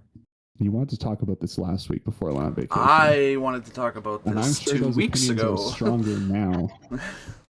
Yeah, but it was a while ago. You were like, Thousand Year Blood War's adaptation isn't nearly as good. And I was like, huh? There's parts of it that are really good. Like, I really enjoyed all of the the development of the characters. And to be honest, at the moment, because it's been so long, I have forgotten the points of why I was upset about the show. But the problem, the one that comes to mind immediately is that it's having, they tried to run it instead of the way the original Bleach was. Thousand Year Blood War has taken on more of the modern day anime issues when you're in a big fight like that, where it's, instead of one side being completely overwhelming until it's done, every episode is the enemy and the allies constantly overwhelming each other back and forth with these sudden, unannounced techniques and abilities that we hadn't seen throughout the past 40 episodes of watching them fight. And it's like, oh, bam, you didn't know about this. Oh, well, you just activated my trap card. Oh, well, I have a counter for that trap card. It's kind of annoying. And the way... That is very typical of shonen anime, though. To an Kind of extent, across the board. to an extent, yes, but not for a 40 episode run. Look at the way the Naruto Ninja War played out, right? It was pretty one-sided for most of it, and then it kind of had a little bit of back and forth, and then as Naruto grew during the fight, it became more one-sided again. Then Sasuke joined in, and it slowly developed in a way where the tides of war were changing. This was not that. That's fair. I think when I say every episode, I'm not joking. The first episode, the Quincy's show up and they kill Squad 1's lieutenant, Yamamoto's lieutenant, Ichisube or whatever his name is, like he's nothing. Bleach Blue. Yeah, we're talking about Bleach Thousand Year Blood War. And they kill him like he's nothing. Okay? Mm-hmm. And then they invade and kill Izuru Kira like he's nothing. And then the next episode, the captains are fighting back, and Yamamoto, the head captain, joins in, and all the captains are like, all right, head captain's here, I guess we should take this more seriously. They start fighting back against the Quincy's. The very next episode, Yamamoto gets his ass beat by Yuabaha. All the captains lose faith and start getting their ass beat again. And then the very next episode, Ichigo shows up. They regain their faith. They start beating the Quincy's back again. The next episode, Yuabaha breaks Ichigo's Bankai. Quincy's start winning again. Like, what the fuck? Just keep the avenue going. Like, don't bounce back and forth. So you're telling me that in war, morale plays no factor in fighting efficacy? No, that's not what I'm saying. I'm saying they're very undecided about how they want this to go, because it's literally, you think about it, each episode's 23 minutes, right? That's really not that long of time. No. The episodes are feeling rushed, as if it's like a one-off and done kind of thing, rather than a prolonged series. That is what this show is. And it's 40 episodes of them going back and forth. And a prime example of the issue I have with the way they're portraying it, Ichigo, like I said, gets his Bankai broken. You've read the manga, you know all this. He goes through all of the bullshit with Squad Zero, gets his training up to snuff, which wasn't really training to begin with, and suddenly he's just stronger already, which, whatever, that's shonen, that's how it works. He gets his new Zanpakuto. Okay, so that would be frustrating, because in the manga it is training. Yeah. When he goes off to Squad Zero. The anime, they don't show that. Yeah, when he goes off to Squad Zero and he does like the training arc with Squad Zero, it is an arc. It is right. I think it was like 15 chapters. Yeah, it's very reminiscent to his training with, at the time he called him Mr. Hat and Clogs. Yeah, with Urahara. With Urahara. It's the same level of training. Yeah. Where, like, if you don't figure this out, you die. Yeah, if you figure this out, you're now the linchpin. They don't show that at all. In the show, Blood War in a series was really, in the manga, was very good at showing you how it is a war, in the way that, like, because that is war, right? Right. It's the constant rebalancing of the sides given a new technology or a new edge being found by one side or the other. Right. And that tilt in morale causes the flow of combat to go against or for the home team. Right. But I can understand very well shift. from your... Yeah, what the problem that you're having is that the anime has sped it up too much. That's just it. In the manga, that it is more balanced, organic. And that's why I recommend you read it if you haven't. No, I think that's why it's pissing me off, is because I've read the manga 3 times now, and I know how it plays out, like scene for scene. And as I'm watching the show, I'm like, okay, this should have happened. This should have happened in between here. This is why this happened. None of this has been shown. It feels rushed compared to the original series, and. What I was saying, like going back to the Ichigo thing with Squad Zero, they show none of the training. What they show in the anime, which is over the course of like 7 episodes, which is not really that much, they show him taking the hot baths with the healer, and they show him eating the food with the cook captain, and they show him walking down the stone path of thought with Hoyosube. And then they also show him getting his swords reforged as he finds out about Zangetsu actually being a piece of Yuabaha's soul instead of, being his Zanpakuto. And that is what they show of that. That's it. And then he rejoins the fight, supremely overpowered. Yuabaha takes a few steps away from him. He's like, okay, this is actually really bad. I'm going to let Uryu deal with it because Uryu's joined them, right? And I'm like, okay, well, no offense to Uryu, but he's about to get his shit ran. Like, he's about to have a fade ran on him.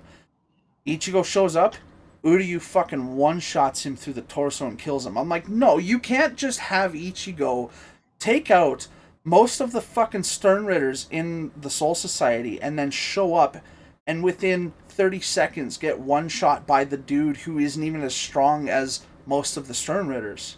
That's not how this works. Like, that genuinely pissed me off, that they played it in a way in the show where his power scaling just immediately dropped. And he was, like, struggling for his life against Uryu. And it's like, that's... what? No. So you've been trying to convince me to watch Bleach for a long time. The original series, yes. The original series. And when 1,000 Year Blood War came out, I actually do believe I said that I will probably go back and try to watch it now, because I really liked, because I had read it when the announcement for 1,000 Year Blood War came out. Mm-hmm. Bleach is a manga's, I think it's 375 chapters or 373. I think so, yeah. It's either the 370s or it's like 382 or something like that. Yeah. So the original series is the first 200 chapters of the show. It stays on track, yeah. 1,000 Year Blood War is the last half. Yeah. It's so... And they're doing it all in 40 episodes. I absolutely sympathize with your hatred for the way that they've adapted it, because there's nothing more frustrating than, like, because what they're doing is they're cutting out everything that makes it important. Make sense. It makes it relevant, yeah. They're cutting out all of the background and context of the story that makes it understandable and important. They're just literally saying, here's the current situation. You don't need to know why it's happening, but it's happening. Deal with it. Like, I can make a statement, and with no context about who I am, that statement won't make sense. Right? Yeah. Like, are we sure the people that are organizing these episodes aren't the same people who make games with absolutely pointless dialogue? It very well could be, to be honest, because the problem is that to get this 1,000 Year Blood War arc done, Hideo Kubo had to actually transition to a new studio to do it. So he's not with the studio that did the original series. Because like you said, they did the first 200 chapters over the course of 366 episodes. That's a lot of that's a lot of content. Absolutely. The problem that the original studio had was that they were doing it in such close proximity with him. While it was being made. And by that I mean, like, they were catching him arc after arc. Right. So, but all things considered, there is arts, and like they catch up with them. So like that's why lots of people don't like the original series, is because of how much filler it has. Right, but and then he all switches things studios considered, for 1,000 Year Blood War. They probably should have spent more time planning how long it was actually going to be. Well, especially since at that point the manga was done. They have all the time in the world now. That's the point that I'm making. It's all there. You don't have to rush it. You can make it. Well, and even if you think of it from a filler standpoint, 100 episodes long, easily, and it would have been just as good, if not better, because of all the context. The Attack on Titan thing, where it's like every season for the last 4 is the final season. Yeah, that's true. Yeah, that's true. That's true. And they could have actually, because like 1,000 Year Blood War was a really good final arc, because it culminates everything and everyone you meet at every stage of the path. Yeah. Like a good story is a good beginning, a good middle, and a good end. 1,000 Year Blood War is really good at tying that all together in a way that is like actually important to the story. Yeah. Like the fact that what Uryu does next is completely antithesis to what he just did. Yeah. Right? Because he turns again. And he almost kills Ichigo, and he basically did flatline Renji, and then suddenly, because he said, oh yeah, I was doing this because I'm the only one that can stop you, Abaha, everybody's just like, oh, okay, we believe you. Like, no, you just flatlined 2 of your closest homies in front of the whole fucking Soul Society, and because you say, yeah, I've been playing the long game, people are just gonna believe you and be like, oh, okay, you're back on our side now? Yeah. That's another issue right there that was not explained, because they didn't give it enough time in the anime to show the context for that. The other problem is that, like, where they left off at episode 40, there's only 12 episodes left to go. They still haven't explained, for example, how Grimmjow survived. They didn't explain how Tyr Hollybell survived. Like, after the fake Karakura Town incident, and Aizen having apparently killed them. You know, like, you remember when he looked at all of them and said, I expected better from you three with Stark, Badagon, and Hollybell. Yeah. And he kills them in the fake Karakura Town. How did Hollybell survive? How did Grimmjow survive after his death fight with Ichigo in Wako Mundo? And, like, how... yeah, because apparently the way Grimmjow survives because they never actually kill him. That's what I mean, though, is, like, that's explained in the manga, but in the anime, they don't. Honestly, the way they explain it in the anime is Yoruichi shows up to help them in Squad Zero's, like, castle after Yuabaha invades, and she's like, oh, I also brought some help. You can come out now, and you see a Garganta rip open, and Neliel and Grimmjow walk through. And Grimmjow is immediately like, hey, Ichigo, been a long time. We can have that death fight again. And it's like, what the fuck? How are you alive? Like... Yeah. Because, so with the manga, he gets spared. Right. Because he's unable to fight any further. Right. And then Noyotora throws him to the side. Yeah. Yeah, and it shows Ichigo's naivety at the start of the arc. Right. What the anime does is it does the classic, if you didn't see them die, they're not dead. Yeah. Like TV shows and movies do it all the time. Right.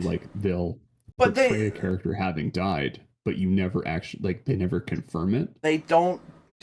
when that happens, though, when that happens, though, in shows, that's usually, like, within 1 or 2 seasons, right? Not almost 130 episodes later of a show. It's a long con for sure. Exactly. And, like, but the biggest problem with the Arrancars, though, with the Espadas, is Stark, Badagon, and Hollybell. How did they survive after Aizen did that to them, right? Because, like, that's explained in the manga again, but Thousand Year Blood War did not. They just were alive, like you said, because we didn't see them die. They were not dead. And then all of a sudden, when the Quincy's invaded Wako Mundo, Stark died, they killed Badagon, and Hollybell became ruler of Wako Mundo for all of 3 seconds before she was posted up on Yuabaha's wall as a trophy. And, like, that's... they've left so much context out that the story has become confusing. You know, it almost seemed like they were bouncing around, because Kisuke stayed in Wako Mundo with Chad, Orihime, Neliel, and apparently Grimmjow found them at some point to do training, right? And then we don't hear from Kisuke until almost the end of part 2, 20 episodes later, and he suddenly pops in with, like, oh, I've known all along what's going on, I have a plan. And Mayuri Kurotsuchi's like, what the fuck? Like... All right, here's my prediction, and we're gonna need Clipmaster of the channel, Matt, to clip this. Here's my grand prediction. Okay, you ready for it? Yeah. And I think I'm gonna say it. You're gonna be like, yeah, shit, you're right. This will be like the one time we agree universally. My prediction for Bleach 1000 Year Blood War is that it is going to conclude, and everyone is going to hate how it concludes. And in... what was the time frame between those two shows? In about 4.5 to 5 years, a new studio, it might even be the same studio, is going to come out and go, you know what? We really goofed that. Welcome to 1000 Year Blood War Brotherhood.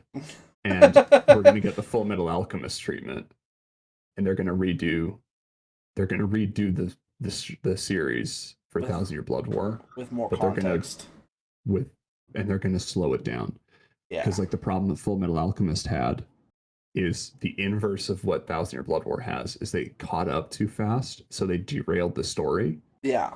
Based on what the showrunners thought was going to be next. 1000 Year Blood War didn't have to do that, and I don't know why Tite Kubo wouldn't have intervened with them more because like he had to commission the studio to have it animated. This So actually like, he happened. would have been involved. This actually happened with an earlier arc in the show. I think it was episode 7 or 8, right at the beginning. Didn't play out the way he had told the studio to, and it took him like another 2 years to get it done, but they ended up making a special of that episode that explained stuff better. It was the stuff with Grand Fisher at the beginning when Ichigo first becomes a substitute. Yeah, the way it played out in the original show was actually kind of ass compared to the manga and the way Tide wanted it, which I would agree, honestly, that stuff with Grand Fisher didn't make a whole lot of sense. Because the Grand Fisher stuff is goofy as shit. Like the way it's meant to be dumb. Right, but in the manga it still made some sort of sense, but in the original episode when he shows up, they portrayed it as he just popped up and he's like, "Oh, does this person look familiar? Yeah, I'm the one that killed your mother. Okay, let's fight now and then I'll disappear and run away." What the fuck? And Tide got really upset about it. So he actually had another studio make a 45-minute long special episode that explained everything about Grand Fisher in depth and added more scenes to that episode as a whole and completely changed the whole spectrum of that episode into this full like episode of context, which I have watched since then, and it is so much better that I can't actually watch episode 7 originally anymore. When I get to that part in the series, I have to watch the special because the original episode 7 was so dog shit. So, if I remember correctly, and this I'm like really stretching my brain on this one, Grand Fisher's part of the Fullbring arc, right? No.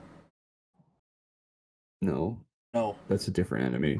That's Ginjo Kubo. Well, no, because there's an enemy that catalyzes the Fullbring arc because he saves the Soul Society. They make him a they give him like a hall pass and they give him the badge. The one like Ichigo's? Yes, they give Ichigo the badge. Yes. The substitute, not the substitute Soul Reaper, but the substitute Soul Reaper pass. That's what it's called, the substitute Soul Reaper pass. Yeah. So they give him the badge, and then the guy who leads the Fullbringers, Ginjo Kubo, Ginjo Kubo, and it's like, they're tracking you with that, right? Yes. And then there's a major enemy that appears that is not Ginjo Kubo that proves him right. Because he's orchestrating it, but other Soul Reapers show up and save Ichigo, and so that was if you remember, that was Ginjo's partner, the dude who wears suspenders. I'm drawing a blank on his name, but he's the one that could strike. His Bankai is he's topsy-turvy. Right? That's Shinji Hirako. He's a captain at that point. He's a captain during that arc in the Soul Society again because the fake Karakura Town incident's over. They know the visors aren't a threat. The Fullbringer arc after that with Ginjo Kubo, the enemy that you're talking about is the one that was supposed to be part of Ginjo's group because they don't know Ginjo's the actual bad guy at this point. So the guy that is going around fucking with people is the one that wears the suspenders with the long black hair, and his Fullbringer sword is the one that when he cuts people, he can alter their memories. Yes. And so he makes Orihime and Chad and Ichigo's sisters all think that this guy is the good guy and Ichigo's the one being a prick. And it drives Ichigo to mental insanity. And then right at the end, after his Fullbringer powers come out, Ginjo shows himself as the bad guy, stabs him, steals his powers, and as they're walking away, and Ichigo's screaming at him, Rukia, Kisuke, his dad, and the whole sky of Soul Reapers shows up. And, Rukia stabs him with that soul sword that Kisuke made that had all of their spiritual pressures in it that unlocked Ichigo's latent abilities that was there the whole time, but we never got to see because all of the powers that he had throughout the original series with the Aizen stuff was based off of Rukia's powers that he had and just expanded upon with his soul pressure that was leaking out already. So that wasn't actually his true power, which is really cool. Because then he gets his true power with his cutting moon sword, which is his true Zanpakuto, and completely fucking slices the sky in half and scares the shit out of Ginjo. And that's how that played out. But I'm drawing a blank on his name. No, the Grand Fisher stuff ended when Ichigo went to Wako Mundo. If you remember, Grand Fisher showed up in Karakura Town to kill Ichigo, and he saw Kon using Ichigo's body, and he's like, oh, that's him. Time to fight. And then Ishin, Ichigo's dad, shows up for the first time ever in his Soul Reaper outfit because he's got his powers back now. And he's like, I'm sorry, but you and me are the ones with a debt to settle. Ichigo's not here, but you're the one that killed my wife. I'm going to end you with one slice, and cuts him in half. And that was the last we ever saw of Grand Fisher. So Grand Fisher only showed up twice in the show. At the very beginning, when he was still just a green furball with a mask and the fishing lure. And then at the end, when he had been turned into a Makarankar as a test with the Hogyoku. And Ishin ended his very existence. Yeah. Right. Yeah, see that's why I'm so passionate about the 1,000-Year Blood War arc needing to be better, is because Bleach is my anime. Everybody has their number one. Bleach is my number one. Like, I remember all the details. I just don't remember most of the names, but I remember who and what and where and why between watching the show 8 times and reading the manga 3 times. Like, all the information clicks. If I was a more alert human being in my present form, I too would remember more details of everything, but I'm kind of cooked. I'm like just bagged. Yeah. But, well, yeah, like, he's really good at hyperfixating on new things, Blue. Okay, well, in case you haven't figured it out yet. With Bleach, though, that is my hyperfixation, though. That is why I'm just really good at Bleach. Because as I say this, the guy I was talking about SAO lore. Yeah, exactly. I like SAO, but I'm nowhere near as good at it with him. Nowhere near as good at it with you as I am with Bleach.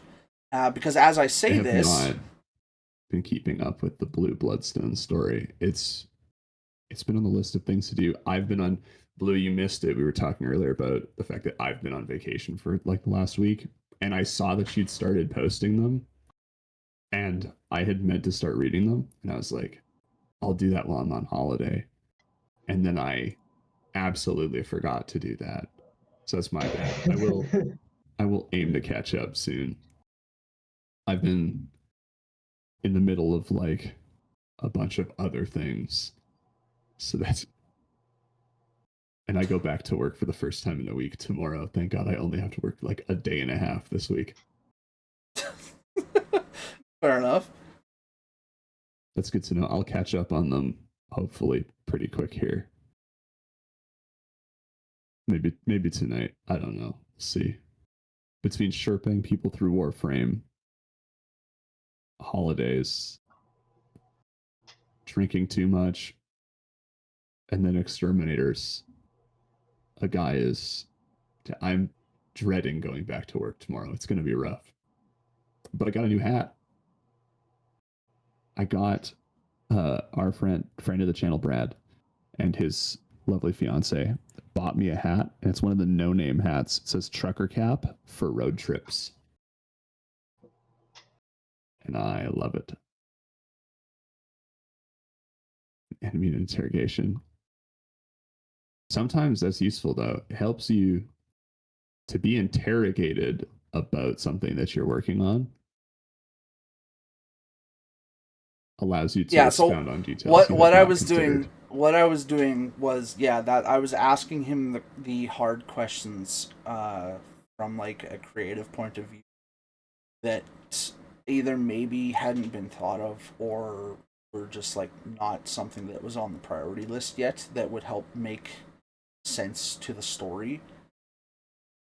Because like he asked what I thought about it, and I was telling him about a lot of instances for examples where there was context that was added to the story, but there was no explanation for it. So people were sitting there going, okay, this came into the story, but how is it relevant? Why is it relevant? Why do I need to know about this?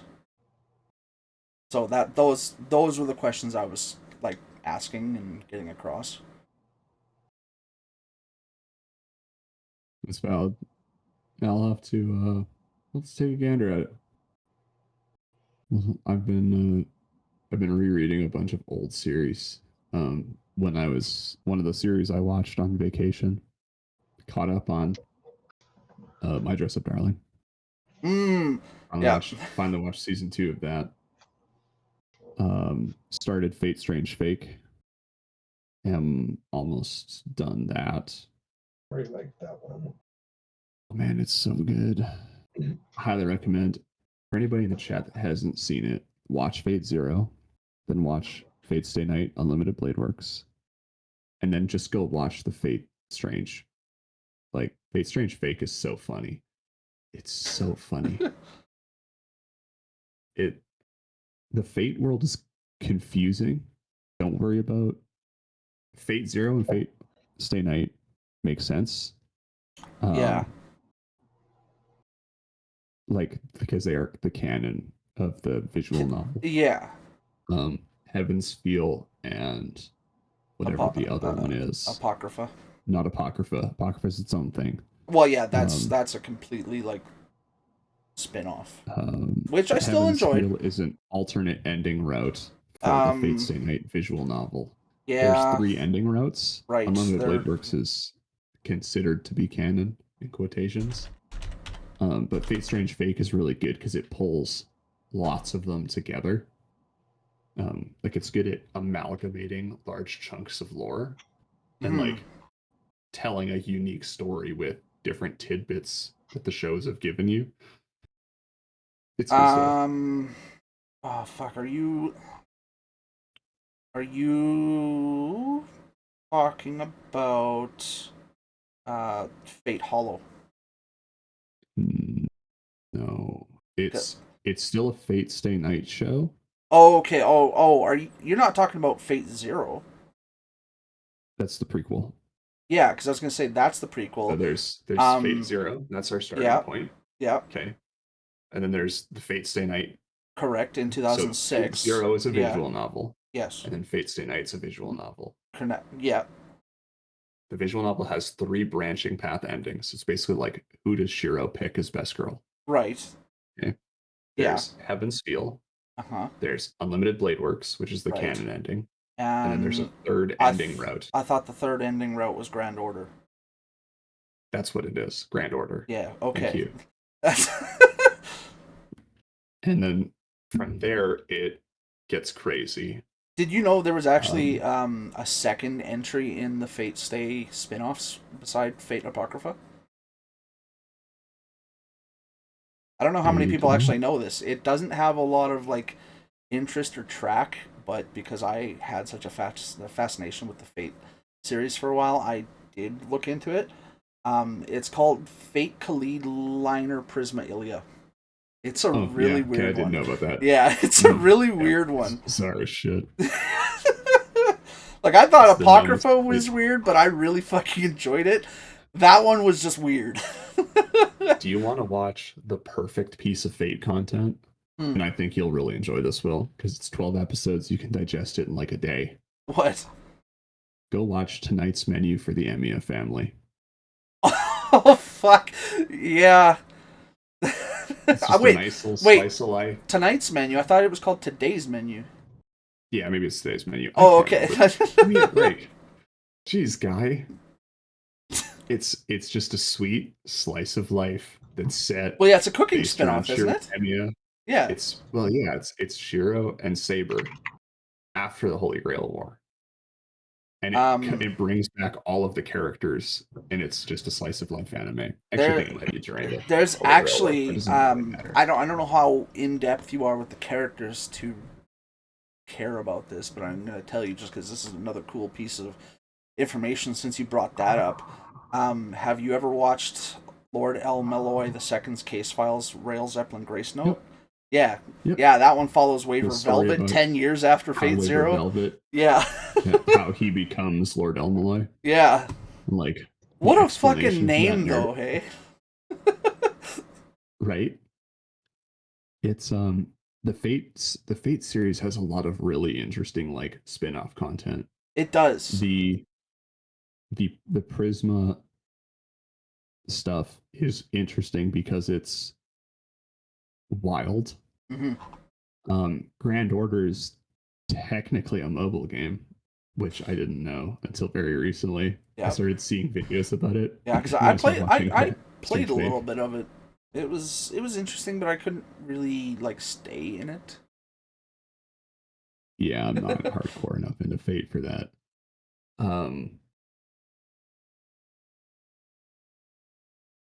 Good. Time to say slurs. Just so I can hear your response to that. Time to say slurs. Blue can't respond. Skill issue.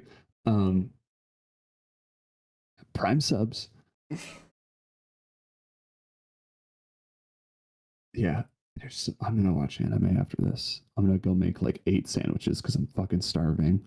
I should like just. I've had nothing to eat today. Except for breakfast at 3 a.m. Very good. I'm actually, once we're done this, probably gonna go have a bowl of hot like apple, cinnamon, and brown sugar oatmeal. Because I haven't had that. Hey, I got 2 bags. You want to come over? I can give you the other one. Buddy, if I get in my truck right now, I'll be dead before I make it down the block. I'm leaning forward into my desk because like my hands are shaking. I am that hungry right now. Fair enough. Gonna lose your steering wheel to the teeth. Yeah. I was gonna buy food when we went out and we're running errands, and I forgot, and I was like, it was like 5:36, and we'd stopped to take a break. Yeah. I'm just doing laundry laps constantly, and I was like, maybe I should order food. Stop. And then I didn't order food. I do want to, like, as like my final thing, I do want to iterate though that like the way I had like talked about 1,000-Year Blood War made it seem like I fucking hate it. I do not hate it, but because I understand the full extent of the story with the manga, I'm able to make sense of everything that's happening in the show because they're still showing the vital parts. But to someone who hasn't read it, which most of the people who watch Bleach haven't, they're gonna look at it and be like, okay, why is this happening? Like when I was saying all those things, I was saying it from the perspective of someone who hasn't read the manga, because that's going to be a lot of people's situations with this. They're going to be asking this. Yeah, because of the way I speak about it. I try to speak about it from a third perspective. Because up until very recently, you had not read it. That was something that I had talked about. Like, I read it, and you were like, where did you read it? And I was like, the Viz Media app for $2 a month. It took me 4 days, and you were like, I didn't know that existed. Yeah, I actually ended up finding it somewhere else for free, and yeah, you can read it. You can read all manga online for free. You pirate. Yeah, well, that you can thank Fred for that because he showed me webtoons. So I just have friends with vast libraries. Yeah, libraries that make Alexandria's library look like a fucking joke. Not information-wise, but size-wise. You have friends? Yeah, petabytes worth. You guys are my friends. My response to that, Blue, well, to finish my statement, I don't have many. Because I don't have a statement. I might ask you questions, and boy, do I hope you have answers when I do. I write D&D games for fun. Yeah, is my middle name. You may have stepped into the ring with this one, Blue, because like when I was asking, I was doing the same thing when I was talking about Bleach. I'm asking from a third person perspective. of how people may or may not understand because there's not a lot of context given on these situations. It's just thrown in there, but Chris will. He will treat you as enemy number one. That's valid. I mean, I might ask a couple of questions. I don't know. We'll see. I contend with lots of worlds in my head at all times. We'll see if I can come up with some questions for yours. I have actually one of the guys that we do like a writer's room with, he calls me the lore master because whenever he needs a lore reason for something, he calls me. He's like, yeah, hey, so my party's doing this. Can you give me a reason for that? And I'm like, yeah, give me a little bit more information. Give me a quick summary. I can add on a couple extra details for you. Yeah. Let me rank extra details. Iron your sheet. Thesis paper. And they thought English class wasn't going to be helpful later in life. Matt, you were in the podcast episode where I gave my arcane eugenics thesis presentation. Yeah, knowing full well that I had already filled the holes in my own argument with third party investigation. you were pretty much, when you told me and Matt, you were just rationalizing it and asking us because it pertained to family generations and we have our own families. Yeah. Yes. Well, Chris, you have a very deductive sense of reasoning to rationalize a lot of things and understand it.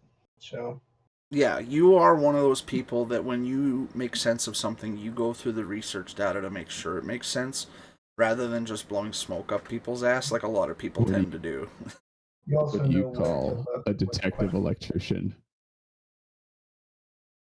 What? Sherlock Holmes. And that's where we're ending it for the night. It's time to end.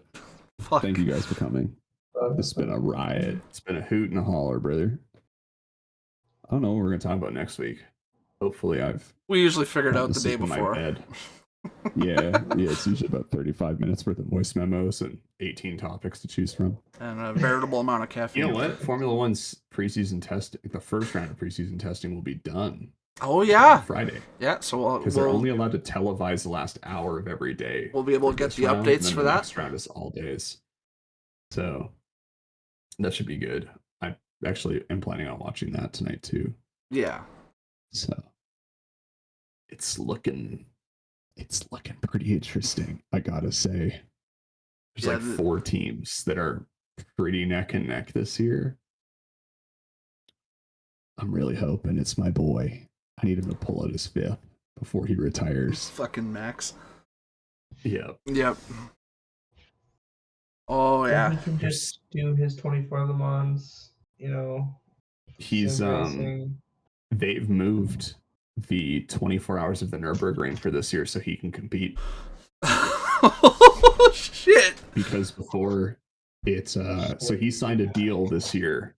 His race team for GT3 endurance, his endurance team signed a deal with Mercedes for GT3 cars. So the Formula One team principal for Mercedes AMG Petronas, Toto Wolff, and Verstappen Racing petitioned the NLS to have the date for the NLS 24 postponed by 1 week so that Max could compete, as well as a slew of other top tier drivers. Jesus. And the NLS decided that it would be great for their public appearance to do that so they could have more high caliber drivers come and race in their discipline. Yeah. So they postponed it 1 week, and Max will be competing in the NLS 24 this year in a Mercedes GT3 car. Ooh. With his race team. And so this year the betting has turned on who's going to win. Is it going to be Kevin Estre, who's currently the best GT3 racing driver kind of on the planet, or Max, who made him look silly? in his first outing on a test permit. Right. But when Max ran that, he was running an Emil Frey 296 GT3 Ferrari. Mm-hmm. And I don't know how the SLS GT3 is going to handle. It's interesting. Yeah. But he wouldn't have signed the deal if he didn't think it was better. No, no, that's just it.